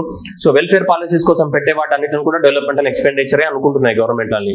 Okay, debt service, administrative service, tax collection charges, other expenditure, ఈ విధంగా మనకి ఖర్చు పెట్టాలనుకుంటున్నాం. ఓకే, మీకు క్లారిటీ ఇస్తాను. ఇప్పుడు చూడండి, మనకి 2 లక్షల ఇన్కమ్ జనరేట్ అయింది. ఓకే, ఈ 2 లక్షల ఇన్కమ్ అనేది ఎక్కడి నుంచి జనరేట్ అయింది? ఫస్ట్ ఆఫ్ ఆల్ ఈ 2 లక్షల ఇన్కమ్ అనేది ఎక్కడి నుంచి జనరేట్ అయింది? వీటి ద్వారా జనరేట్ అయింది ఇది. సో మనకి 2 లక్షల కోట్ల income state revenue, central tax, grant in aid, non taxes ద్వారా జనరేట్ అయింది. ఓకేనా? దీంట్లో 1,60,000 కోట్లు అనేది ఓన్లీ ట్యాక్సే కదా. ఇందులో 1,60,000 కోట్లు అనేది సో ఓన్లీ ట్యాక్సెస్ ద్వారానే మనకి వస్తుంది. ఇక్కడ 2 రౌండ్ ఫిగర్ కాకుండా కరెక్ట్ వాల్యూ తీసుకుంటే ఎంత? 1,60,000 కోట్లు ట్యాక్సెస్ ద్వారా వస్తుంది, మిగతాది నాన్ ట్యాక్సెస్ ద్వారా వస్తుంది మనకి. దీన్ని ఎలా ఖర్చు పెడుతున్నాం అంటే ఈ విధంగా ఖర్చు పెడుతున్నాం మనం. 1,62,000 కోట్లు, దీనికి 29,000 కోట్లు, 14,000, ఈ విధంగా ఖర్చు పెడుతున్నాం మనం. ఎట్లా? 235,000 కోట్లు. కానీ మనకు వచ్చింది ఎంత? సో 2 లక్షల కోట్లే, కానీ మనం ఖర్చు పెట్టేది 2,35,000 కోట్లు. ఓకే, మేజర్ గా మనము డెట్ సర్వీస్ ఎంత పోతుందని చెప్పాము? అప్పులు కట్టడానికి పోతుంది అన్నాం కదా, 29,5 అప్పులు కట్టడానికి పోతుంది. 29,295 కోట్లు అప్పులు కట్టడానికి పోతుంది మనకి. ఈ అప్పులు కట్టడంలో మనకి ఎప్పుడైనా అప్పు తీసుకొచ్చినప్పుడు ఏముంటది?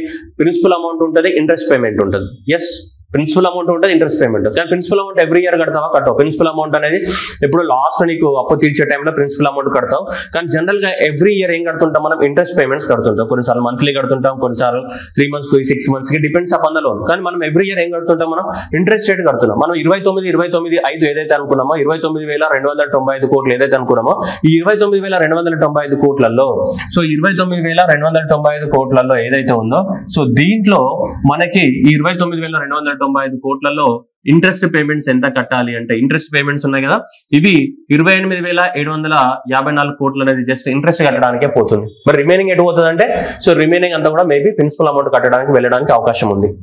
సో కాబట్టి సో మనకి బడ్జెట్ సర్వేలో ఇదే మెన్షన్ చేశారు. అంటే 29 మొత్తం టోటల్ ఏమన్నారు? డెట్ సర్వీస్ అన్నారు. ఇది అప్పులు కట్టడానికి అన్నారు. కానీ ఏ అప్పులు కట్టడానికి? ప్రిన్సిపల్ అప్పులు కట్టడానికి కోసమా, లేదు ఇంట్రెస్ట్ కట్టడానికి కోసం అంటే ఎగ్జాక్ట్లీ 28,750 కోట్లు అనేటివి మనకి ఇంట్రెస్ట్ కట్టడానికి కేటాయిస్తున్నాం. దేంట్లో? రెవెన్యూ ఎక్స్పెండిచర్ లో. రెవెన్యూ ఎక్స్పెండిచర్ అంతా ఎక్కడ పోతుంది? ఇక్కడనే కదా. Developmental expenditure, debt services. ఈ డెట్ సర్వీసెస్ ఎంత? 29,000 ఇవి ఉన్నాయి.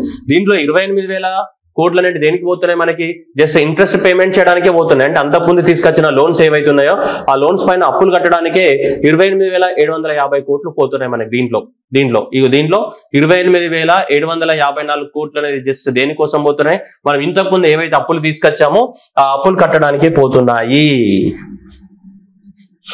ఓకే, ఇంట్రెస్ట్ పేమెంట్ కి పోతున్నాయి, మిగతా ప్రిన్సిపల్ అమౌంట్ కి పోతున్నాయి. మొత్తం కలిపి డెట్ సర్వీస్ ఎంత? 29,295 కోట్లు. మొత్తం డెట్ సర్వీస్ ఎంత? ఇదనమాట. సో 29,295 కోట్లు అనేటివి మొత్తం మనం అప్పులు కట్టడానికి కోసము తీసుకొచ్చాము. ఈ అప్పులు ఇది కట్టడం కదా, అప్పులు కట్టడం కాక వేరే అప్పులు మళ్ళీ కొత్తగా ఇంకా 90,000 కోట్ల అప్పులు కూడా తీసుకొస్తున్నాం ఈ బడ్జెట్ కి. ఓకే, పాత కొత్త అన్ని కలిపి. సరే, అది మళ్ళీ నెక్స్ట్ మాట్లాడదాం. అందుకే అన్ని కన్ఫ్యూజ్ అవ్వకండి, అందుకే క్లారిటీ మెయింటైన్ చేయండి. ఫస్ట్ ఆఫ్ ఆల్ మీరు క్లారిటీ మెయింటైన్ చేయండి. ఇన్కమ్ ఎంత? 2 లక్షల కోట్లు. ఖర్చు ఎంత? 2,30,000 కోట్లు. అన్నింటిలో మధ్య ఏముంది? గ్యాప్ ఉంది. ఎంత? 34,000 కోట్ల గ్యాప్ ఉంది. అదంతా ఏంటిది? Revenue deficit. ఈ రెవెన్యూకి మొత్తం ఇన్కమ్ ఎక్కడికి వెళ్ళొచ్చింది? 80% ఇన్కమ్ టాక్సెస్ నుంచి వచ్చింది. ఏ టాక్సెస్ నుంచి? స్టేట్ గవర్నమెంట్ 1,00,000 కోట్లు అండ్ సెంట్రల్ గవర్నమెంట్ 50,000 కోట్లు. రెండు కలిపితే కరెక్ట్ వాల్యూ చెప్పాలంటే 1,60,263 కోట్లు అనేటివి 80% అనేది ట్యాక్స్ ద్వారా వచ్చిందే ఖర్చు పెట్టాలి. దేనికోసం ఖర్చు పెడుతున్నామంటే దీంట్లో 1,62,000 కోట్లు అనేది డెవలప్మెంటల్ ఎక్స్పెండిచర్ కోసం ఖర్చు పెడితే 28,000 కోట్లు అనేది దేనికోసం ఖర్చు పెడుతున్నాం? డెట్ సర్వీస్ కోసం ఖర్చు పెడుతున్నాం. అర్థమవుతుందా? సో అది మనకి రిమైనింగ్ ఇలా ఉంది. ఓకే, నెక్స్ట్ కనుక తీసుకుంటే మనకి సో ఇప్పుడు టాప్ త్రీ రెవెన్యూ ఇన్కమ్స్ ఏంటిది? State taxes, central government taxes, grant in ఎయిడే కదా. సో ఇది ఎంత అవుతుంది మనకి? ఇది 1,09,000 కోట్లు, ఇది 50,000 కోట్లు, ఇదంతా 30,333 కోట్లు. ఇవి టాప్ 3 ట్యాక్స్ రెవెన్యూ కదా మనం చదువుకున్నాం. అండ్ టాప్ 3 ఎక్స్పెండిచర్ ఏంటిది రెవెన్యూ అకౌంట్ లో? Developmental expenditure, debt service, administrative. Top 3 expenditure. Developmental expenditure ఎంత పోతుంది మనకి? 1,62,000 కోట్లు డెవలప్మెంటల్ ఎక్స్పెండిచర్. డెట్ సర్వీస్ ఎంత? ఇది. అండ్ నెక్స్ట్ ఏంటి? Administrative service. Top 3 expenditure. ఇది top 3 revenue income. State government ద్వారా 1,00,000 కోట్లు, సెంట్రల్ గవర్నమెంట్ ద్వారా ఇది మొత్తం దాదాపు ఇవే వస్తున్నాయి మనకి. 10,500 కోట్లు ఏంటి? Non tax revenue. 10,500 కోట్లు నాన్ ట్యాక్స్ రెవెన్యూని పక్కన పెట్టేస్తే దాదాపు మనకి ఎంత లేదన్నా 2,99,000 కోట్ల వరకు టాప్. స్టేట్ గవర్నమెంట్ ట్యాక్సెస్ ఎంత 1,00,000 కోట్లు, సెంట్రల్ గవర్నమెంట్ 50,000 కోట్లు, గ్రాంట్ ఇన్ ఎయిడ్ ఎంత 30,333 కోట్లు. ఇవే వస్తున్నాయి టాప్ 3 రెవెన్యూ. బట్ దేనికోసం ఎక్స్పెండిచర్ పెడుతున్నాం? Developmental expenditure, debt service, administrative కోసం టాప్ 3 ఎక్స్పెండిచర్స్ ఇవి. ఇక్కడ 1,62,000 కోట్లు, ఇక్కడ 28,000 కోట్లు, ఇక్కడ దాదాపు 14,000 కోట్ల వరకు మనకి అడ్మినిస్ట్రేటివ్ ఎక్స్పెండిచర్ కింద పోతున్నాయి మనకి. ఓకే, ఇది రెవెన్యూ ఎక్స్పెండిచర్, రెవెన్యూ ఇన్కమ్. కానీ రెండింటిల మధ్య ఏముంది మనకి? గ్యాప్ ఉందా లేదా? రెవెన్యూ ఎక్స్పెండిచర్ ఇగో, ఈ రెవెన్యూ ఇన్కమ్ ఎక్కడ నుంచి వచ్చింది మనకి? స్టేట్ గవర్నమెంట్ ట్యాక్సెస్ ఇగో, ఇక్కడ నుంచి share of the taxes and state taxes 50,000 కోట్లు, 1,09,000 కోట్లు, అండ్ నెక్స్ట్ ఏంటి మనకి నాన్ అదర్ ట్యాక్సెస్ ఇవన్నీ కలిపి ఎంత వచ్చినాయి? 2,01,000 కోట్లు వచ్చినాయి మనకి. కానీ మన ఖర్చు దేనికోసం పెడుతున్నాం చూడండి. డెవలప్మెంటల్ ఎక్స్పెండిచర్ ఎంత? 1,62,000 కోట్లు. డెట్ సర్వీసెస్ కోసం ఎంత? 29,5 అన్నాం కదా.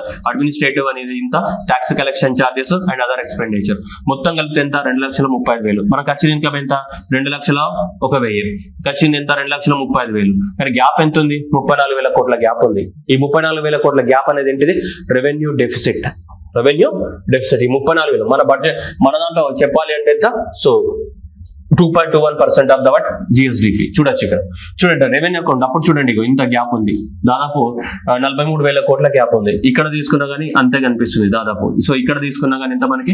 34,000 కోట్లు అప్రాక్సిమేట్ గా. మనకి 34,000 కరెక్ట్ గా చెప్పాలంటే 34,000 సో 743 కోట్లు. సో 34,743 కోట్ల గ్యాప్ ఉంది. దేనికి?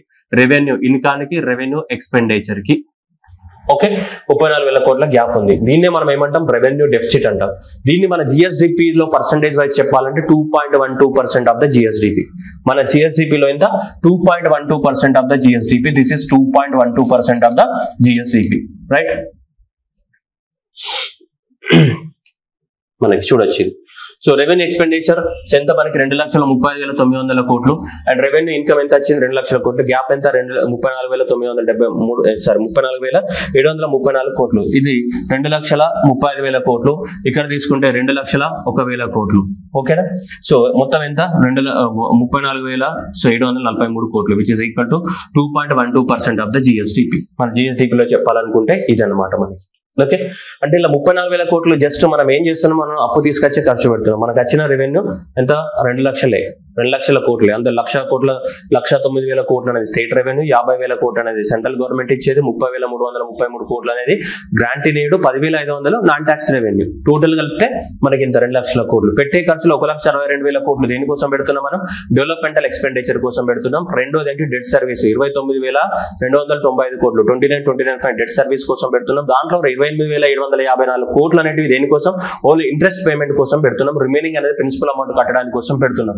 Then after that administrative services ఒక 14,000 కోట్ల వరకు అడ్మినిస్ట్రేటివ్ సర్వీసెస్ కోసం మనం పెడుతున్నాం. ఇవన్నీ పెట్టగా ఇంకా 34,000 కోట్ల షార్ట్ ఫాల్ ఉంది. దీన్ని ఏం చేయాలి? అప్పుల ద్వారా తీసుకొచ్చి ఖర్చు పెట్టాలి. దీన్నే రెవెన్యూ డెఫిసిట్ అంటాం. అంటే రెవెన్యూ ఇన్కానికి, రెవెన్యూ ఎక్స్పెండిచర్ కి డిఫరెన్స్ రెవెన్యూ డెఫిసిట్ అంటాం. డెఫిసిట్ అంటే ఏంటి? షార్టేజే కదా. సో ఎంత డెఫిసిట్ లో ఉన్నాం? సో 34,743 కోట్ల డెఫిసిట్ లో ఉన్నాం మనం.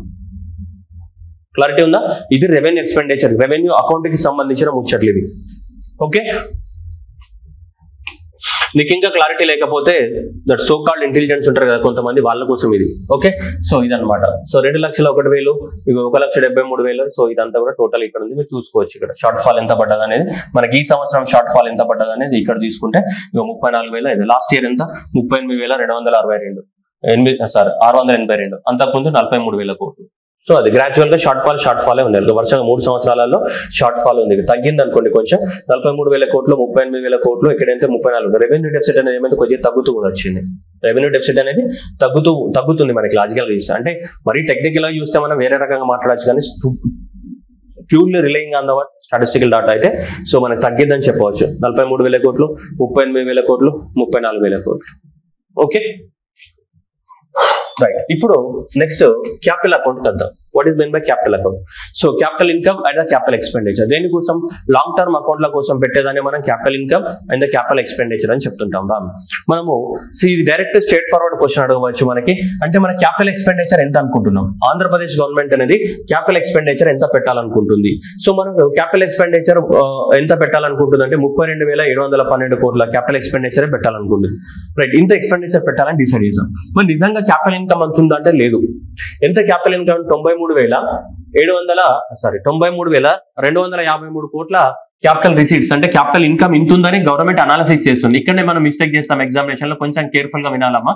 క్యాపిటల్ రిసీట్స్ అంటే ఏంటిది? లాంగ్ టర్మ్ లో వచ్చే ఇన్కమ్, టాక్సెస్ కాకుండా. టాక్సెస్ అనేవి ఆల్రెడీ మనం చదువుకున్నాం. టాక్సెస్ కాకుండా మిగతావన్నీ కూడా లాంగ్ టర్మ్ లో వచ్చే ఇన్కమ్ ఏమంటాం? వేరే వేరే సోర్సెస్ ద్వారా, పెద్ద పెద్ద ప్రాజెక్టుల ద్వారా వచ్చే వాటిని ఏమంటాం మనం? ఇదంటాం మనం క్యాపిటల్ ఇన్కమ్. కానీ క్యాపిటల్ ఇన్కమ్ లో మేజర్ పార్ట్ ఏంటంటే లోన్సే. క్యాపిటల్ మనం ఇన్కమ్ అంటాం కానీ క్యాపిటల్ ఇన్కమ్ లోపల జనరల్ ఇన్కమ్ ఉండదు, జనరల్ గా అవి లోన్సే. మరి వెంటనే ఎందుకు లోన్స్ కన్జర్వేషన్ లో తీసుకోవట్లేదు అంటే ఆ లోన్స్ ద్వారా తెచ్చిన డబ్బుల ద్వారా వాటి ఇన్వెస్ట్మెంట్ చేసి వాటి ద్వారా ఏం చేస్తాం? వల్ల మనం ఇన్కమ్ ని జనరేట్ చేసి తిరిగి లోన్ ని రీపేమెంట్ చేస్తాం. కాబట్టి క్యాపిటల్ అకౌంట్ ద్వారా వచ్చే లోన్స్ ని జనరల్ గా వాటి కోసం తీసుకునే లోన్స్ ని లోన్స్ లాగా కన్జర్వేషన్ లో తీసుకోం. జనరల్ గా క్యాపిటల్ అకౌంట్ ద్వారా క్యాపిటల్ అకౌంట్ లో ఉండేటి మాక్సిమం లోన్సే ఉంటాయి. But they are not loans. వాటి లోన్స్ లాగా కన్జర్వేషన్ లోకి మనం రాసుకోము. మన లెక్కల లోన్స్ అని రాయము. ఎందుకు లెక్కలలో లోన్స్ అని రాయము అంటే అవి టెంపరీగా లోనే కానీ పర్మనెంట్ లోన్ కాదు. ఎందుకంటే మనం సపోజ్ ఒక 1000 కోట్ల రూపాయలు అనేది తీసుకొచ్చాం. ఈ 1000 కోట్ల రూపాయలతోటి మనం ఏం చేస్తాం? ఇప్పుడు airport నిర్మించాలనుకుంటున్నాం.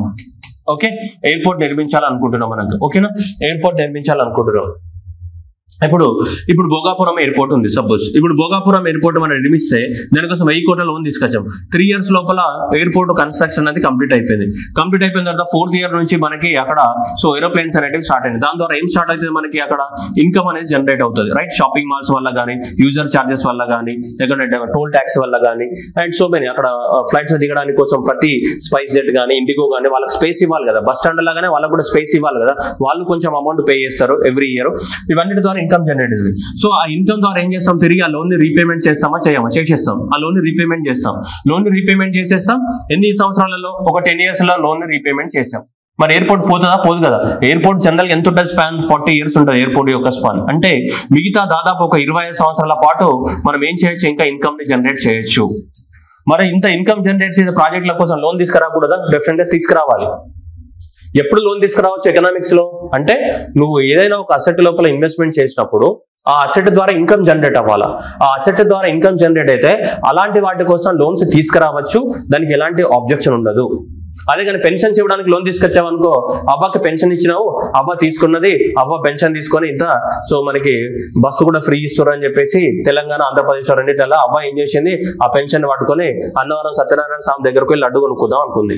Okay, so Annavaram Satyanarayana స్వామికి వెళ్ళి సత్యనారాయణ స్వామికి మొక్కింది, మంచిగా లడ్డు తీసుకుంది, ఇంటికి వచ్చింది. ఓకే, అవ్వ బాగానే ఉంది. కానీ గవర్నమెంట్ కి పడింది కదా, అది అవ్వ అయితే బెనిఫిట్ అయింది. కానీ ఆ అప్పు కట్టగలదా గవర్నమెంట్? అట్లా ఏం ఇన్కమ్ జనరేట్ అయింది? ఏం ఇన్కమ్ జనరేట్ అవ్వలేదు. అవ్వకి స్పిరిచువాలిటీ వచ్చింది తప్ప గవర్నమెంట్కి ఏం వచ్చింది? ఏం రాలేదు. అవ్వ దేవునికి పోయింది, సత్యనారాయణ స్వామి దర్శనం చేసుకుంది, అంచమంచి జరగాలి, లోక కళ్యాణం జరగాలి అని చెప్పేసి మొక్కుకున్నది, వచ్చింది, బాగానే ఉంది అంతవరకు. అవ్వ పాయింట్ ఆఫ్ వ్యూలో right, okay, benefited. But government point of view ఏంటి? గవర్నమెంట్ ఎక్కడికి వెళ్ళి మళ్ళీ లోన్ కట్టాలి, తిరిగి కట్టలేదు కదా. అందువల్ల ఇలాంటి వాటి కోసం లోన్ తీసుకురాకూడదు. లోన్ ఎప్పుడు తీసుకురావచ్చు? ఓన్లీ ఇన్కమ్ జనరేటింగ్ అసెట్స్ కోసమే లోన్ తీసుకురావచ్చు. ఇన్కమ్ జనరేట్ చేయని ఏ అసెట్ కోసము గవర్నమెంట్ అనేది లోన్స్ తీసుకురాకూడదు. కానీ పదే పదే మన ఇండియా మొత్తంలో అన్ని రాష్ట్రాలు చేస్తున్న మిస్టేక్ ఇదే. ఏంటిదంటే ఇన్కమ్ జనరేట్ చేయని అసెట్స్ కోసం లోన్లు తీసుకొస్తున్నాయి. మళ్ళీ ఇన్కమ్ జనరేట్ చేయని అసెట్స్ కోసం లోన్ తీసుకొస్తే దాన్ని ఎట్లా కడతావు? తిరిగి రీపేమెంట్ చేయాలా? చేయడానికి అవకాశం లేదు. అందువల్ల మన జనరల్ గా ఈ క్యాపిటల్ అకౌంట్ లో కనుక తీసుకుంటే అన్ని లోన్సే ఉంటాయి. కానీ ఎందుకు లోన్స్? మరి ఎందుకు గవర్నమెంట్ వీటికి పర్మిషన్ ఇస్తుంది? ఎందుకు లోన్స్ తీసుకొస్తున్నాయంటే ఇవన్నీ కూడా ఇన్కమ్ జనరేటింగ్ యాక్టివిటీస్. సో ఆ ఇన్కమ్ జనరేటింగ్ యాక్టివిటీ ద్వారా లోన్లు తీసుకొని వాటిని డెవలప్మెంట్ చేసి తిరిగి లోన్స్ కట్టేసి ఫ్యూచర్ లో అసెట్ అనేది లాంగ్ టర్మ్ లో అలానే ఉండిపోతుంది. ఎయిర్పోర్ట్ కట్టడానికి లోన్ తీసుకొస్తే తప్పేముందమ్మా? ఎయిర్పోర్ట్ కడతావు, లోన్ తీసేస్తావు, ఎయిర్పోర్ట్ అట్లానే కంటిన్యూ అవుతుంది తరతరాలుగా. సో ఇదన్నమాట లాజిక్. సో అందువల్ల మనకి క్యాపిటల్ అకౌంట్ లో కనుక తీసుకుంటే అన్ని లోన్సే ఉంటాయి, జనరల్ గా మేజర్ గా లోన్సే ఉంటాయి. కానీ ఇన్కమ్ ఎక్కడ ఉండదు. కానీ ఇన్కమ్ అని అనుకుంటాం మనం, ఎందుకంటే అప్పులాగా మనం పెద్ద కన్సిడరేషన్ లోకి తీసుకోము అన్నమాట మనం. ఓకే, చూడండి ఇక్కడ ఇప్పుడు రెవెన్యూ ఇక్కడ క్యాపిటల్ రిసీట్ తీసుకుంటే 93,253 కోట్ల అప్పు ఉన్నట్టు చూపిస్తుంది, అంటే క్యాపిటల్ రిసీట్స్ అని చూపిస్తుంది. కానీ ఇందులో మనం చూసావా? ఇందులో చూస్తే అన్ని లోన్సే. చూడండి 93,253 కోట్లు ఉన్నాయా? దీంట్లో చూడండి మార్కెట్ నుంచి, ఓపెన్ మార్కెట్ నుంచి, అంటే ఎవరి నుంచి అన్నా తీసుకోవచ్చు. ఓపెన్ మార్కెట్ నుంచి 71,000 లోన్లు తీసుకుంటున్నాం. అలాగే loans from the government of India నుంచి 18,249 కోట్లు గవర్నమెంట్ ఆఫ్ ఇండియా నుంచి లోన్ తీసుకుంటున్నాం. అలాగే అదర్ లోన్స్ 2,193 కోట్లు. డిపాజిట్స్ 1798 crores అనేది ఏవైనా చిన్న చిన్న స్మాల్ సేవింగ్ డిపాజిట్స్ కానీ ఈ పోస్ట్ ఆఫీస్ బ్యాంకులలో కానీ అక్కడిక్కడ ఉంటాయి కదా, అట్లాంటివి అభయాస్తం, గిభయాస్తం పాలసీలు ఉంటాయి కదా, అవి సో అలా మొత్తం కనుక తీసుకుంటే మనకి ఇవి ఎంత 93,253 కోట్లు 93,253 కోట్లు క్యాపిటల్ రిసీట్స్ అనుకుంటున్నాం. సరే మనం పెట్టాలనుకుంటున్న ఖర్చు ఎంత 32,741 కోట్లే ఖర్చు పెట్టాలనుకుంటున్నాం. మనం మిగతా ఎక్కడ పోయింది అనేది పాయింట్ కదా, అదే మాట్లాడదాం నెక్స్ట్. అయితే ఇక్కడ మనం అర్థం చేసుకోవాల్సింది ఏంటిదంటే మనం బడ్జెట్ లో ఇంత మనం చేయాలనుకుంటున్నాం, ఇది మన టార్గెట్, మన బడ్జెట్ లో అనుకున్నాం కదా మన టార్గెట్. కానీ ఇంత నిజంగా తీసుకొచ్చి ఖర్చు పెట్టాలంటే అది గవర్నమెంట్ ఇష్టం, ఇంత చేయాలని గవర్నమెంట్ అనుకుంటుంది. ఇది చెయ్యొచ్చు చేయకపోవచ్చు, అదే చెప్తున్నాను నేను, క్లారిటీగా మెయింటైన్ చేయండి. అందుకే స్టార్టింగ్ లో కూడా మీకు క్లారిటీ ఇచ్చిన, బడ్జెట్ అనేది ఎప్పుడు voluntary option for the what government, it is not mandatory. Budget అనేది మ్యాండేటరీ కాదు, ఖర్చు పెట్టాలనుకుంటే పెడుతుంది గవర్నమెంట్, లేకపోతే లేదు. వాళ్ళ దగ్గర డబ్బులు ఉంటే ఖర్చు పెడతా, లేకపోతే లేదు. కానీ ఇట్లా లోన్లు తీసుకొచ్చి అయితే ఖర్చు పెట్టదు. కానీ గవర్నమెంట్ ఏమనుకుంటుందంటే ఇగో ఇంత 93,253 కోట్లని మనం అప్పులు తీసుకొచ్చి ఖర్చు పెడదామని అనుకుంటుంది. దీంట్లో మొత్తం ఖర్చు పెట్టచ్చు, ఖర్చు పెట్టకపోవచ్చు, అది గవర్నమెంట్ ఇష్టం.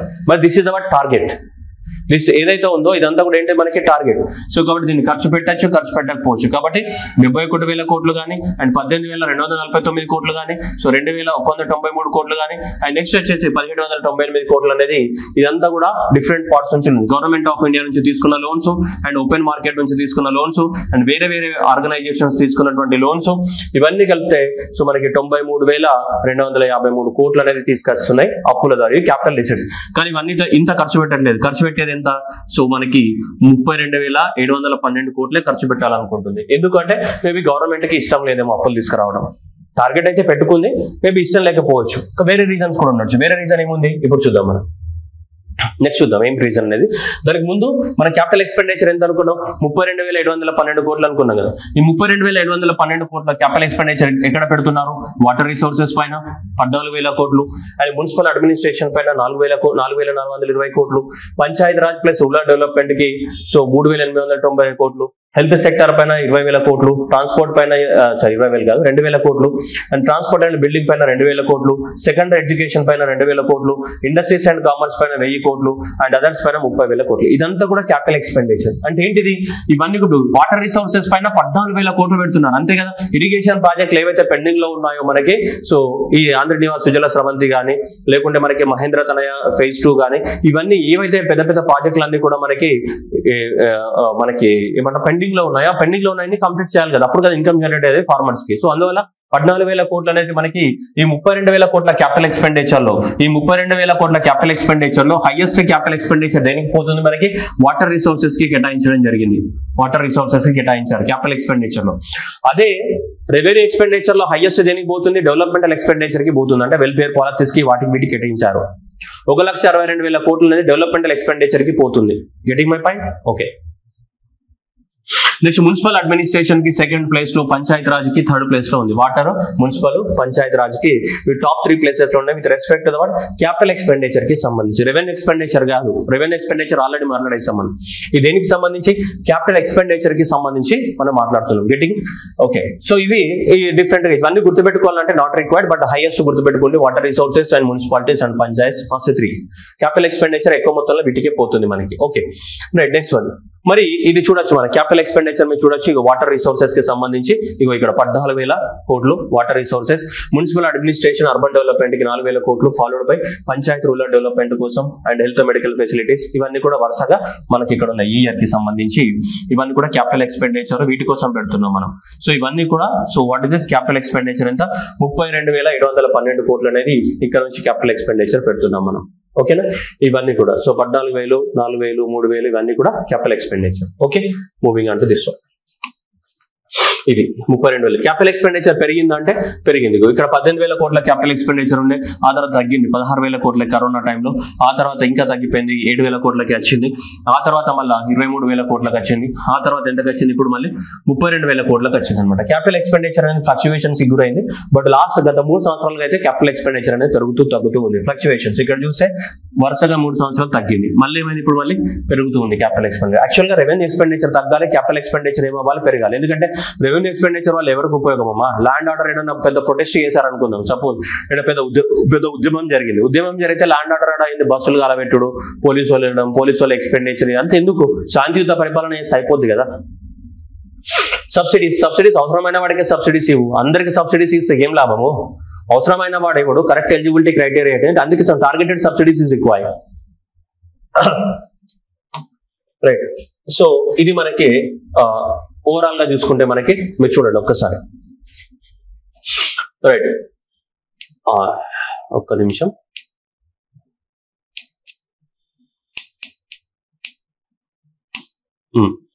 ఇప్పుడు ఫైనల్ గా చూడండి రెవెన్యూ రిసీట్స్ ఎంత వచ్చినాయి.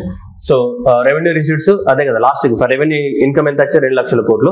ఇక్కడ పబ్లిక్ డెట్ అన్నాడు, ఇక్కడ చూడండి పబ్లిక్ డెట్ ఎంత అప్పులు తీసుకొస్తున్నాం, 91,000 కోట్ల అప్పులే తీసుకొస్తున్నాం. ఎందుకు అంటే మీరు చూడండి ఈ క్యాపిటల్ ఎక్స్పెండిచర్ లో మనం అనుకున్నాము ఇంత క్యాపిటల్ ఇది 93,253 కోట్లు ఉన్నాయా.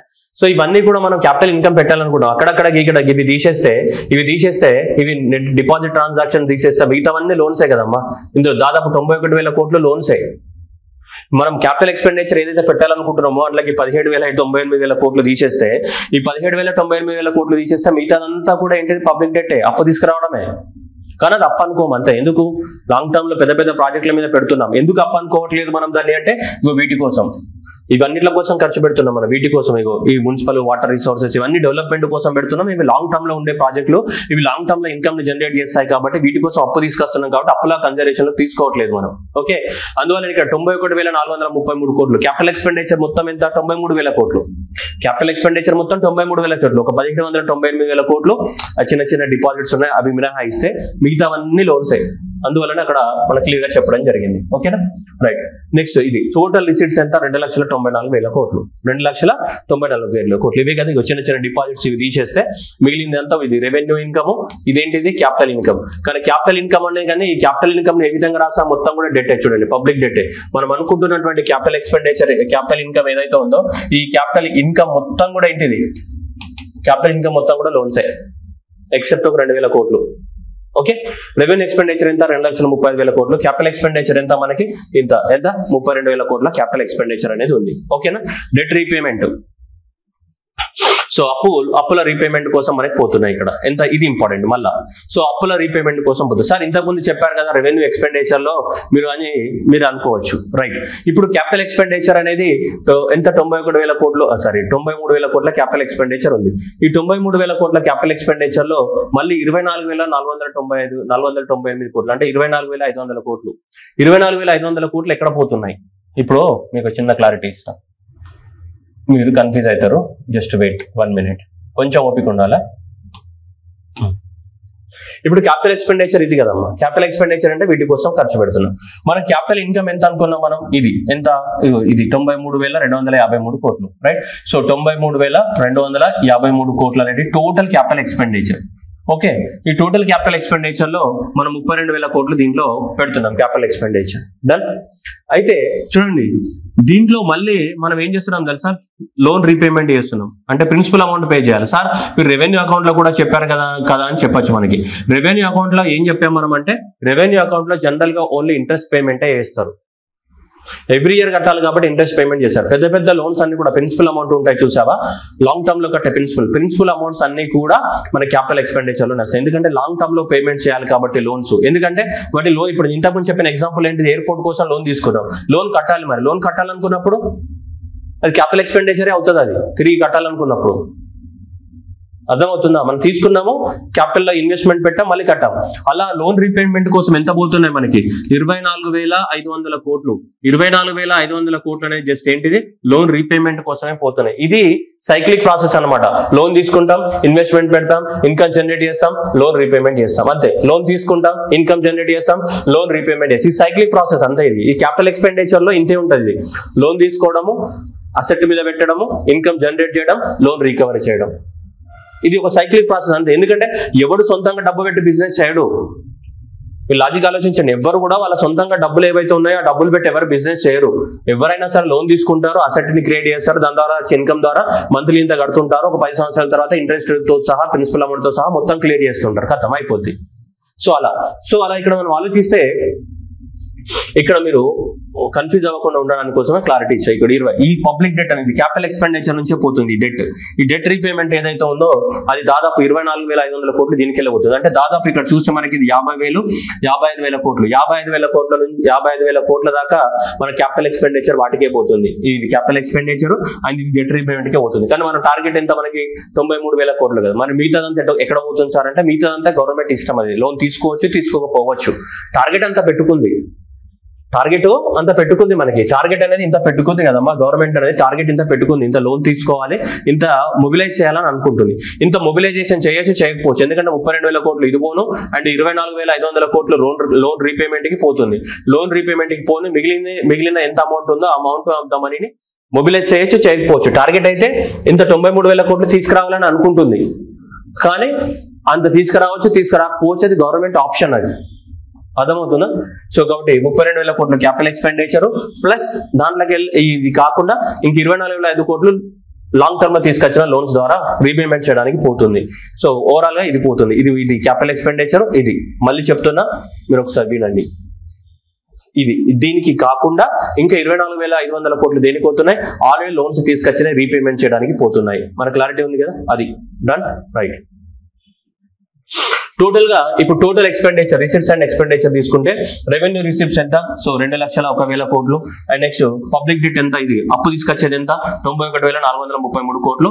దేనికోసం? ఇదంతా కూడా క్యాపిటల్ ఎక్స్పెండిచర్ కోసమే తీసుకొస్తున్నాం. దాంట్లో కొంచెం అటు ఇటు పోను. నెక్స్ట్ లోన్ రికవరీ వాళ్ళ 12 కోట్లు. ఈ పబ్లిక్ డిపాజిట్స్ వాళ్ళు ఇదే కదా. ఇవి కాకుండా ఇదంతా మిగతా లోనే. మొత్తం క్యాపిటల్ ఎక్స్పెండిచర్ ఎంత? 93,000 కోట్లు. రెవెన్యూ ఎక్స్పెండిచర్ ఎంత? 2,01,000 కోట్లు. మొత్తం బడ్జెట్ ఎంత? 2,94,000 కోట్లు. మ్యాచ్ అవుతుంది కదా. 2,94,000 కోట్లు. ఇది రెవెన్యూ. సో ఇదంతా కూడా రెవెన్యూ. ఇది పోతాయి. ఇదంతా ఏది ఉంది ఆరెంజ్ కలర్ ఇదంతా పోతే ఇక మిగతా కలర్ ఇది అంతా కూడా ఏంటి? పబ్లిక్ డెట్ ఎంత అని అడగవచ్చు. ఇది అవకాశం ఉంది మనకి. Okay right. ఇది చూడండి రెవెన్యూ ఎక్స్పెండిచర్ ఇంత 2,34,000 రెవెన్యూ 35,000 కోట్ల రెవెన్యూ ఎక్స్పెండిచర్ పెడుతున్నాం. క్యాపిటల్ ఎక్స్పెండిచర్ ఇంత పెడుతున్నాము. డెట్ రీపేమెంట్ ఎంత? 24,500 కోట్లు. 498 అంటే 500 కోట్లు. అండ్ లోన్స్ అండ్ అడ్వాన్సెస్ ఎంత? 1,298. అంటే వేరే వాళ్ళకి లోన్స్ ఇవ్వడానికి మన చిన్న లోన్స్ ఇస్తూ ఉంటారు చిన్న కార్పొరేషన్స్ కి వీటికి సంబంధించి. సో దానికి అలా ఉంది. మరి అంత డెప్త్ అవసరం లేదు. సో కాబట్టి ఇది గుర్తుపెట్టుకోవాలి. ఈ రెండు దాంట్లోకి వస్తాయి. దీంట్లోకి మనకి ఇవి అన్ని కూడా మనకి దాంట్లోనే పడుతున్నాయి మనకి. ఓకేనా రైట్. క్యాపిటల్ ఎక్స్పెండిచర్ కి సంబంధించి లోన్ రీపేమెంట్. ఓకే నెక్స్ట్ చూద్దాం. ఇక్కడ చూడండి, ఇది లాస్ట్ ఇయర్ మనకి బడ్జెట్ డాక్యుమెంట్లు ఇవ్వలేదు, మనకి సంబంధం లేదు, ఇవ్వలేదు కాబట్టి మనం ఏం చేయలేము. ఇది పక్కన పెట్టాం. 2022-23లో రెవెన్యూ డెఫిసిట్ 43,488 కోట్లు ఉంది. ఫిజికల్ డెఫిసిట్ వచ్చేసి 52 అది ఉంది. ఇప్పుడు ఫిజికల్ డెఫిసిట్ అంటే ఏంటిది? రెండు కలిపి revenue account plus capital account కలిపి మొత్తం total revenue income plus capital income minus revenue expenditure minus capital. Deficit అంటే మైనస్ ఎక్స్పెండిచర్ ముందు వస్తాయి కదా. Total expenditure minus total income లేదా revenue expenditure plus capital expenditure minus revenue income plus capital income మొత్తం. దాన్ని మనం ఫిజికల్ డెఫిసిట్ అంటాం కదా. Physical deficit is nothing but it is the total expenditure minus total income నే మనం ఏమంటాం? Physical deficit అంటాం లేదా. Physical deficit is nothing but so ఇది revenue expenditure plus so capital expenditure minus so revenue income plus capital income మొత్తం కలిపితే ఏమైతే మనకి ఫిజికల్ డెఫిసిట్ వస్తుంది. సో అలా ఫిజికల్ డెఫిసిట్ ఎంత ఉంది మనకి? Total expenditure minus total income చేస్తేనే ఫిజికల్ డెఫిసిట్. మళ్ళీ బేసిక్ అడగకండి, కొంచెం టైం సరిపోదు నాకు.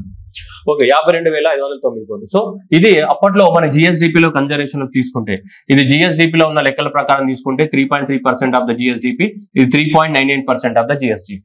ఓకే అది ఎప్పుడు 2022-23 ఇయర్ కి తీసుకుంటే ఇంత రెవెన్యూ ఎక్స్పెండిచర్ 2,12,000 కోట్లు అండ్ రెవెన్యూ క్యాపిటల్ ఎక్స్పెండిచర్ 23,000 కోట్లు పెట్టాం మనం. సో దాంట్లో రెవెన్యూ డెఫిసిట్ వచ్చేసి 38,000 కోట్లు 2.65% of the GSDP.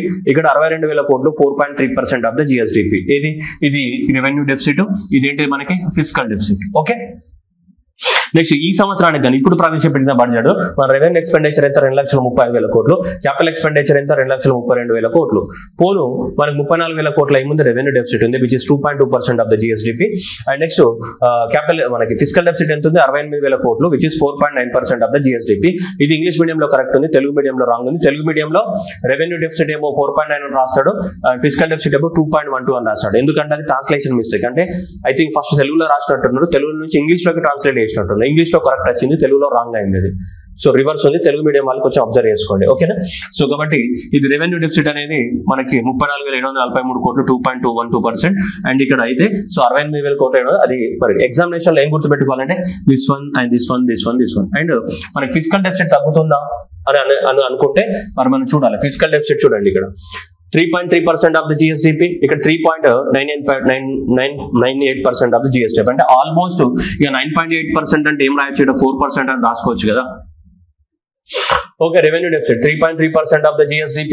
Okay, it is the 3.3% of the GSDP, and it is 2.65% of the GSDP, and then it was 2.1% of the GSDP. Absolute value తీసుకుంటే 43,000 కోట్లు, 36,000 కోట్లు and 34,000 కోట్లు. అంటే అబ్సల్యూట్ వాల్యూలో తీసుకున్నా పర్సెంటేజ్ లో తీసుకున్నా మనకి రెవెన్యూ డెఫిసిట్ అనేది ఏమైంది, గ్రాడ్యువల్ గా తగ్గినట్టే కనిపిస్తుంది. ఏ వాల్యూస్ లో తీసుకున్నా రెవెన్యూ డెఫిసిట్ అనేది తగ్గింది. నువ్వు ఫిజికల్ డెఫిసిట్ తీసుకుంటే ఫిజికల్ డెఫిసిట్ పెరుగుతుంది. సో 52,000 కోట్లు, 62,000 కోట్లు, 68,000 కోట్లు అబ్సల్యూట్ వాల్యూస్ లో తీసుకుంటే పెరుగుతుంది. కానీ జిఎస్డిపి తో పర్సెంటేజ్ లో తీసుకుంటే తగ్గుతుంది. ఎందుకు, జిఎస్డిపి వాల్యూ కూడా పెరుగుద్ది కదా ఎవ్రీ ఇయర్ జిఎస్డిపి వాల్యూ పెరిగినప్పుడు ఆటోమేటిక్ గా then percentage will be very less. ఈ వాల్యూ పెరుగుతుంది అమ్మా, ఈ వాల్యూ ఏమైనా కాన్స్టెంట్ అయింది, ఈ వాల్యూ పెరుగుతుంది కదా. ఇక్కడ 12 లక్షల కోట్లు ఉంటే జిఎస్డిపి మేబీ ఇక్కడ 14 లక్షల కోట్లు అవచ్చు. 12 లక్షల కోట్ల 4.3 అంటే వేరే వాల్యూ వస్తుంది, 14 లక్షల కోట్లలో 4.19 అంటే వేరే వాల్యూ వస్తుంది. జిఎస్డిపి పెరుగుతూనే ఉంటుంది కదా. Maybe in terms of the percentage తగ్గి ఉండొచ్చు, కానీ అబ్సల్యూట్ టర్మ్స్ లో చూడండి 52,000 కోట్లు, 62,000 కోట్లు, 68,000 కోట్లకు వచ్చింది ఫిజికల్ డెఫిసిట్. కానీ జిఎస్డిపి పర్సెంటేజ్ వైజ్ చూసినప్పుడు తగ్గింది. మరి ఎగ్జామినేషన్ ఏం చూడాలంటే జిఎస్డిపి పర్సెంటేజ్ వైజ్ చూడాలి. ఎందుకంటే GSDP is nothing but income of the what state. So GSDP పెరిగినప్పుడు మనకు అప్పులు కట్టే స్తోమత కూడా పెరిగిందనే లెక్క. సో కాబట్టి అందువల్లనే ఇప్పుడు ఏం చేస్తాం, మనం పర్సెంటేజ్ ఆఫ్ ద జిఎస్డిపిలోనే మనం మెజర్ చేస్తాం. ఎందుకంటే జిఎస్డిపి పెరుగుతుంటే ఇన్కమ్ పెరుగుతుంది, రాష్ట్ర ప్రభుత్వానికి ట్యాక్సెస్ వస్తాయి. కాబట్టి అప్పు తీసుకొచ్చినా కానీ అప్పు రీపేమెంట్ చేసే కెపాసిటీ ఉందని ఒక అంచనా. సో అందువల్ల ఎప్పుడు మనం పర్సెంటేజ్ లోనే క్యాలిక్యులేట్ చేస్తాం. అబ్సల్యూట్ వాల్యూస్ లో అమ్మ పెరిగిందంటే పెరుగుతుంది, అబ్బా పెరిగింది కానీ ఇన్కమ్ కూడా పెరిగింది కదా, దాన్ని ఆలోచించావా. అందుకే పర్సెంటేజ్ ఆఫ్ ద జిఎస్డిపి లోనే చూస్తాం. అందువల్ల ఎగ్జామినేషన్ లో ఎప్పుడు నీకు అబ్సల్యూట్ వాల్యూస్ లో అడగరు, మనకి ఎప్పుడు ఇవే అడుగుతారు. ఇవి పర్సెంటేజెస్ అనేది చాలా ఇంపార్టెంట్. సో అన్ని కూడా సో ఇక్కడ తీసుకుంటే మనకి తగ్గిందనే చెప్పాలి. అది ఫిజికల్ డెఫిసిట్ కూడా తగ్గింది, అండ్ నెక్స్ట్ ఏంటిది రెవెన్యూ డెఫిసిట్ కూడా ఏంటిది తగ్గింది మనకి. సో కాబట్టి ఎగ్జామినేషన్ లో ఏవైనా అడగడానికి ఛాన్సెస్ ఉన్నాయి మనకి, ఓకేనా. సరే ఇక్కడ ఫ్లక్చువేషన్స్ ఉన్నాయి, ఇక్కడ తగ్గింది, ఇక్కడ ఫ్లక్చువేషన్స్ ఉన్నాయి. ఇక్కడ 4% నుంచి వాళ్ళ స్లైట్ గా పెరిగింది, ఎంతకి 4.3% కి. మళ్ళీ ఇప్పుడు ఏమైంది, స్లైట్ గా తగ్గింది మనకి. ఇది ఫ్లక్చువేషన్స్ ఉన్నాయి, లాస్ట్ 3 years తీసుకుంటే ఇక్కడ లైట్ గా ఫ్లక్చువేషన్స్ అనేవి ఉన్నాయి కొంచెం. ఓకే, ఇక్కడ తీసుకోవచ్చు మనకి 34,000 కోట్లు ఇవి. నెక్స్ట్ ఇప్పుడు మొత్తం ఎక్స్పెండిచర్, ఇందాక ఏం మాట్లాడినాం మనం, రెవెన్యూ ఎక్స్పెండిచర్, క్యాపిటల్ ఎక్స్పెండిచర్స్ ఇవన్నీ కూడా సపరేట్ గా మాట్లాడినాం. రెవెన్యూ ఎక్స్పెండిచర్ వేరా, క్యాపిటల్ ఎక్స్పెండిచర్ వేరా అని చెప్పేసి ఇవన్నీ సపరేట్ గా మాట్లాడాం. కానీ ఇప్పుడు టోటల్ గా ఏంటంటే రెవెన్యూ ప్లస్ క్యాపిటల్ ఎక్స్పెండిచర్ పూర్తిగా దేనిపైన పెట్టారు మీకు కనుక తీసుకుంటే ఇక్కడ చూడండి, sector wise allocation revenue plus capital expenditure వేటిపైన ఎక్కువ మొత్తంలో ఖర్చు చేశాము అనేది రెండు కలిపి, revenue expenditure plus capital expenditure రెండు కలిపి డాటా ఇవ్వడం జరిగింది. ఇందాక మనము రెవెన్యూ ఎక్స్పెండిచర్ సపరేట్ గా మాట్లాడాం, క్యాపిటల్ ఎక్స్పెండిచర్ సపరేట్ గా మాట్లాడాం ఇప్పటి వరకు, రైట్. కానీ ఇప్పుడు రెండు కలిపితే వేటికి ఓవరాల్ గా అంటే కాంప్రహెన్సివ్ గా చూసుకుంటే ఏ సెక్టార్స్ కి ఎక్కువ ఇచ్చారు అని చెప్పేసి మనము ఒక పాయింట్ మాట్లాడుకోవచ్చు. So revenue expenditure plus capital expenditure ని కనుక మనం తీసుకుంటే వీటి 3 రకాలుగా క్లాసిఫై చేశారు. ఎక్స్పెండిచర్ ని 3 టైప్స్ గా క్లాసిఫై చేశారు. ఒకటి ఎకనామిక్ సర్వీసెస్ పైన పెట్టే ఎక్స్పెండిచర్, రెండోది సోషల్ సర్వీసెస్ పైన పెట్టే ఎక్స్పెండిచర్, మూడోది జనరల్ సర్వీసెస్ పైన పెట్టే ఎక్స్పెండిచర్ అని చెప్పేసి 3 టైప్స్ గా క్లాసిఫై చేశారు మనకి. సో ఇప్పుడు తీసుకుంటే 75,762 కోట్లు which is almost equal to so 25%, 24.65 అంటే రౌండ్ ఫిగర్ వాల్యూ 25%. 25% అనేది మనం జస్ట్ ఎకనామిక్ సర్వీసెస్ పైన గవర్నమెంట్ అనేది స్పెండ్ చేసింది. ఎకనామిక్ సర్వీసెస్ అంటే ఏంటనేది I will show. Okay, next one social services పైన 1,22,925 కోట్లు స్పెండ్ చేసింది which is almost equal to 42%, 41.75 అంటే సో నథింగ్ బట్ 42% అనేది రౌండ్ ఫిగర్ వాల్యూ తీసుకుంటే. నెక్స్ట్ జనరల్ సర్వీసెస్ పైన మనకు 98,000 కోట్లు అంటే 33.6%, విచ్ నథింగ్ బట్ 33.5%. ఎంత 33.5% అనేది మనకి సో ఉంది మనకి రౌండ్ ఫిగర్ వాల్యూ తీసుకుంటే మనకి. సో మీరు చూడండి ఎక్కువ మొత్తంలో మనం పెట్టే ఎక్స్పెండిచర్ అంటే రెండు కలిపి this is both together revenue plus capital expenditure రెండు కలిపితే మనకి హైయెస్ట్ దేనిపైన పడుతుంది, సోషల్ సెక్టార్ పైన హైయెస్ట్ స్పెండ్ చేస్తున్నాం. ఎంత 42% amount of the money that is almost equal to 1,22,000 కోట్లు అనేది మన సోషల్ సెక్టార్స్ పైన స్పెండ్ చేస్తాం. నెక్స్ట్ జనరల్ సెక్టార్ పైన 33%, ఎకానమీ ఏదైతే ఉందో దీనిపైన ఎంత 25% మనం స్పెండ్ చేసాం. సో ఇక్కడ తీసుకుంటే సో ఇక్కడ 25% కానీ అండ్ 42% కానీ 33.5% కానీ మనకు స్పెండ్ చేయడం జరిగింది. ఎకనామిక్ సర్వీసెస్ కానీ, సోషల్ సర్వీసెస్ కానీ, నెక్స్ట్ ఏంటిది జనరల్ సర్వీసెస్ కానీ. ఓకేనా, నెక్స్ట్ చూడండి. సో దీంట్లో ఎక్కువ మొత్తంలో మనకి దేనిపైన స్పెండ్ చేశారు? 42% అనేది మనం సోషల్ సర్వీసెస్ పైన అంటున్నాం. ఎక్కువ మొత్తంలో తీసుకుంటే వెల్ఫేర్ పైన. సో వెల్ఫేర్ సెక్టార్ పైన హైయెస్ట్ 47,000 కోట్లు, followed by the general education పైన 32,000 కోట్లు, మెడికల్ పైన 18,000 కోట్లు, రూరల్ డెవలప్మెంట్ పైన 17,000 కోట్లు, ఇరిగేషన్ అండ్ ఫ్లడ్ కంట్రోల్ పైన 16,000 కోట్లు, అగ్రికల్చర్ పైన 12,543 కోట్లు. ఓకేనా, మీరు ఇప్పటివరకు ఆల్రెడీ చదివి ఉంటారు అలొకేషన్స్ అనేవి, సెక్టర్ వైజ్ అలొకేషన్స్ అనేవి న్యూస్ పేపర్లలో వచ్చినాయి కానీ మేము అన్ని చదివి ఉంటారు. అవన్నీ ఓన్లీ రెవెన్యూ ఎక్స్పెండిచర్ కి సంబంధించినవే, అందుకోసం ఈ డాటా మ్యాచ్ అవ్వదు మీకు. ఇక్కడ మనం మాట్లాడుతుంది రెవెన్యూ ఎక్స్పెండిచర్ ఒకటి కాదు, రెవెన్యూ ప్లస్ క్యాపిటల్ ఎక్స్పెండిచర్ కలిపి దేనికి ఇచ్చారని చెప్పేసి. ఇది అంతా మీరు రాద్ధాంతం చేస్తారని నాకు తెలుసు, అందుకే ఎక్స్పెండిచర్ అనాలిసిస్ మాత్రమే. ఇంకా బడ్జెట్ లో ఉన్నటువంటి పాలసీస్ కానీ, స్కీమ్స్ కానీ అవన్నిటిని కూడా డీప్ గా స్టడీ చేయాలి.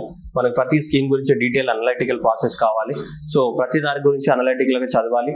ఎందుకంటే మనకి ఎకనామిక్ సర్వే రాలేదు కాబట్టి, ఉన్న మెటీరియల్ నుంచి ఎక్కువ క్వశ్చన్స్ వస్తాయి కాబట్టి ఉన్న వాటిని డెప్త్ లో చదవాల్సిన అవసరం ఉంది. ఇప్పుడు పాలసీస్ 6 పాలసీస్ ఆల్రెడీ చెప్పాము మనం. 6 పాలసీస్ నుంచి ఖచ్చితంగా క్వశ్చన్స్ వస్తాయి, కానీ డెప్త్ లో పడడానికి కూడా అవకాశం ఉంది కాబట్టి వాటిని కొంచెం బైహార్ట్ చేయండి.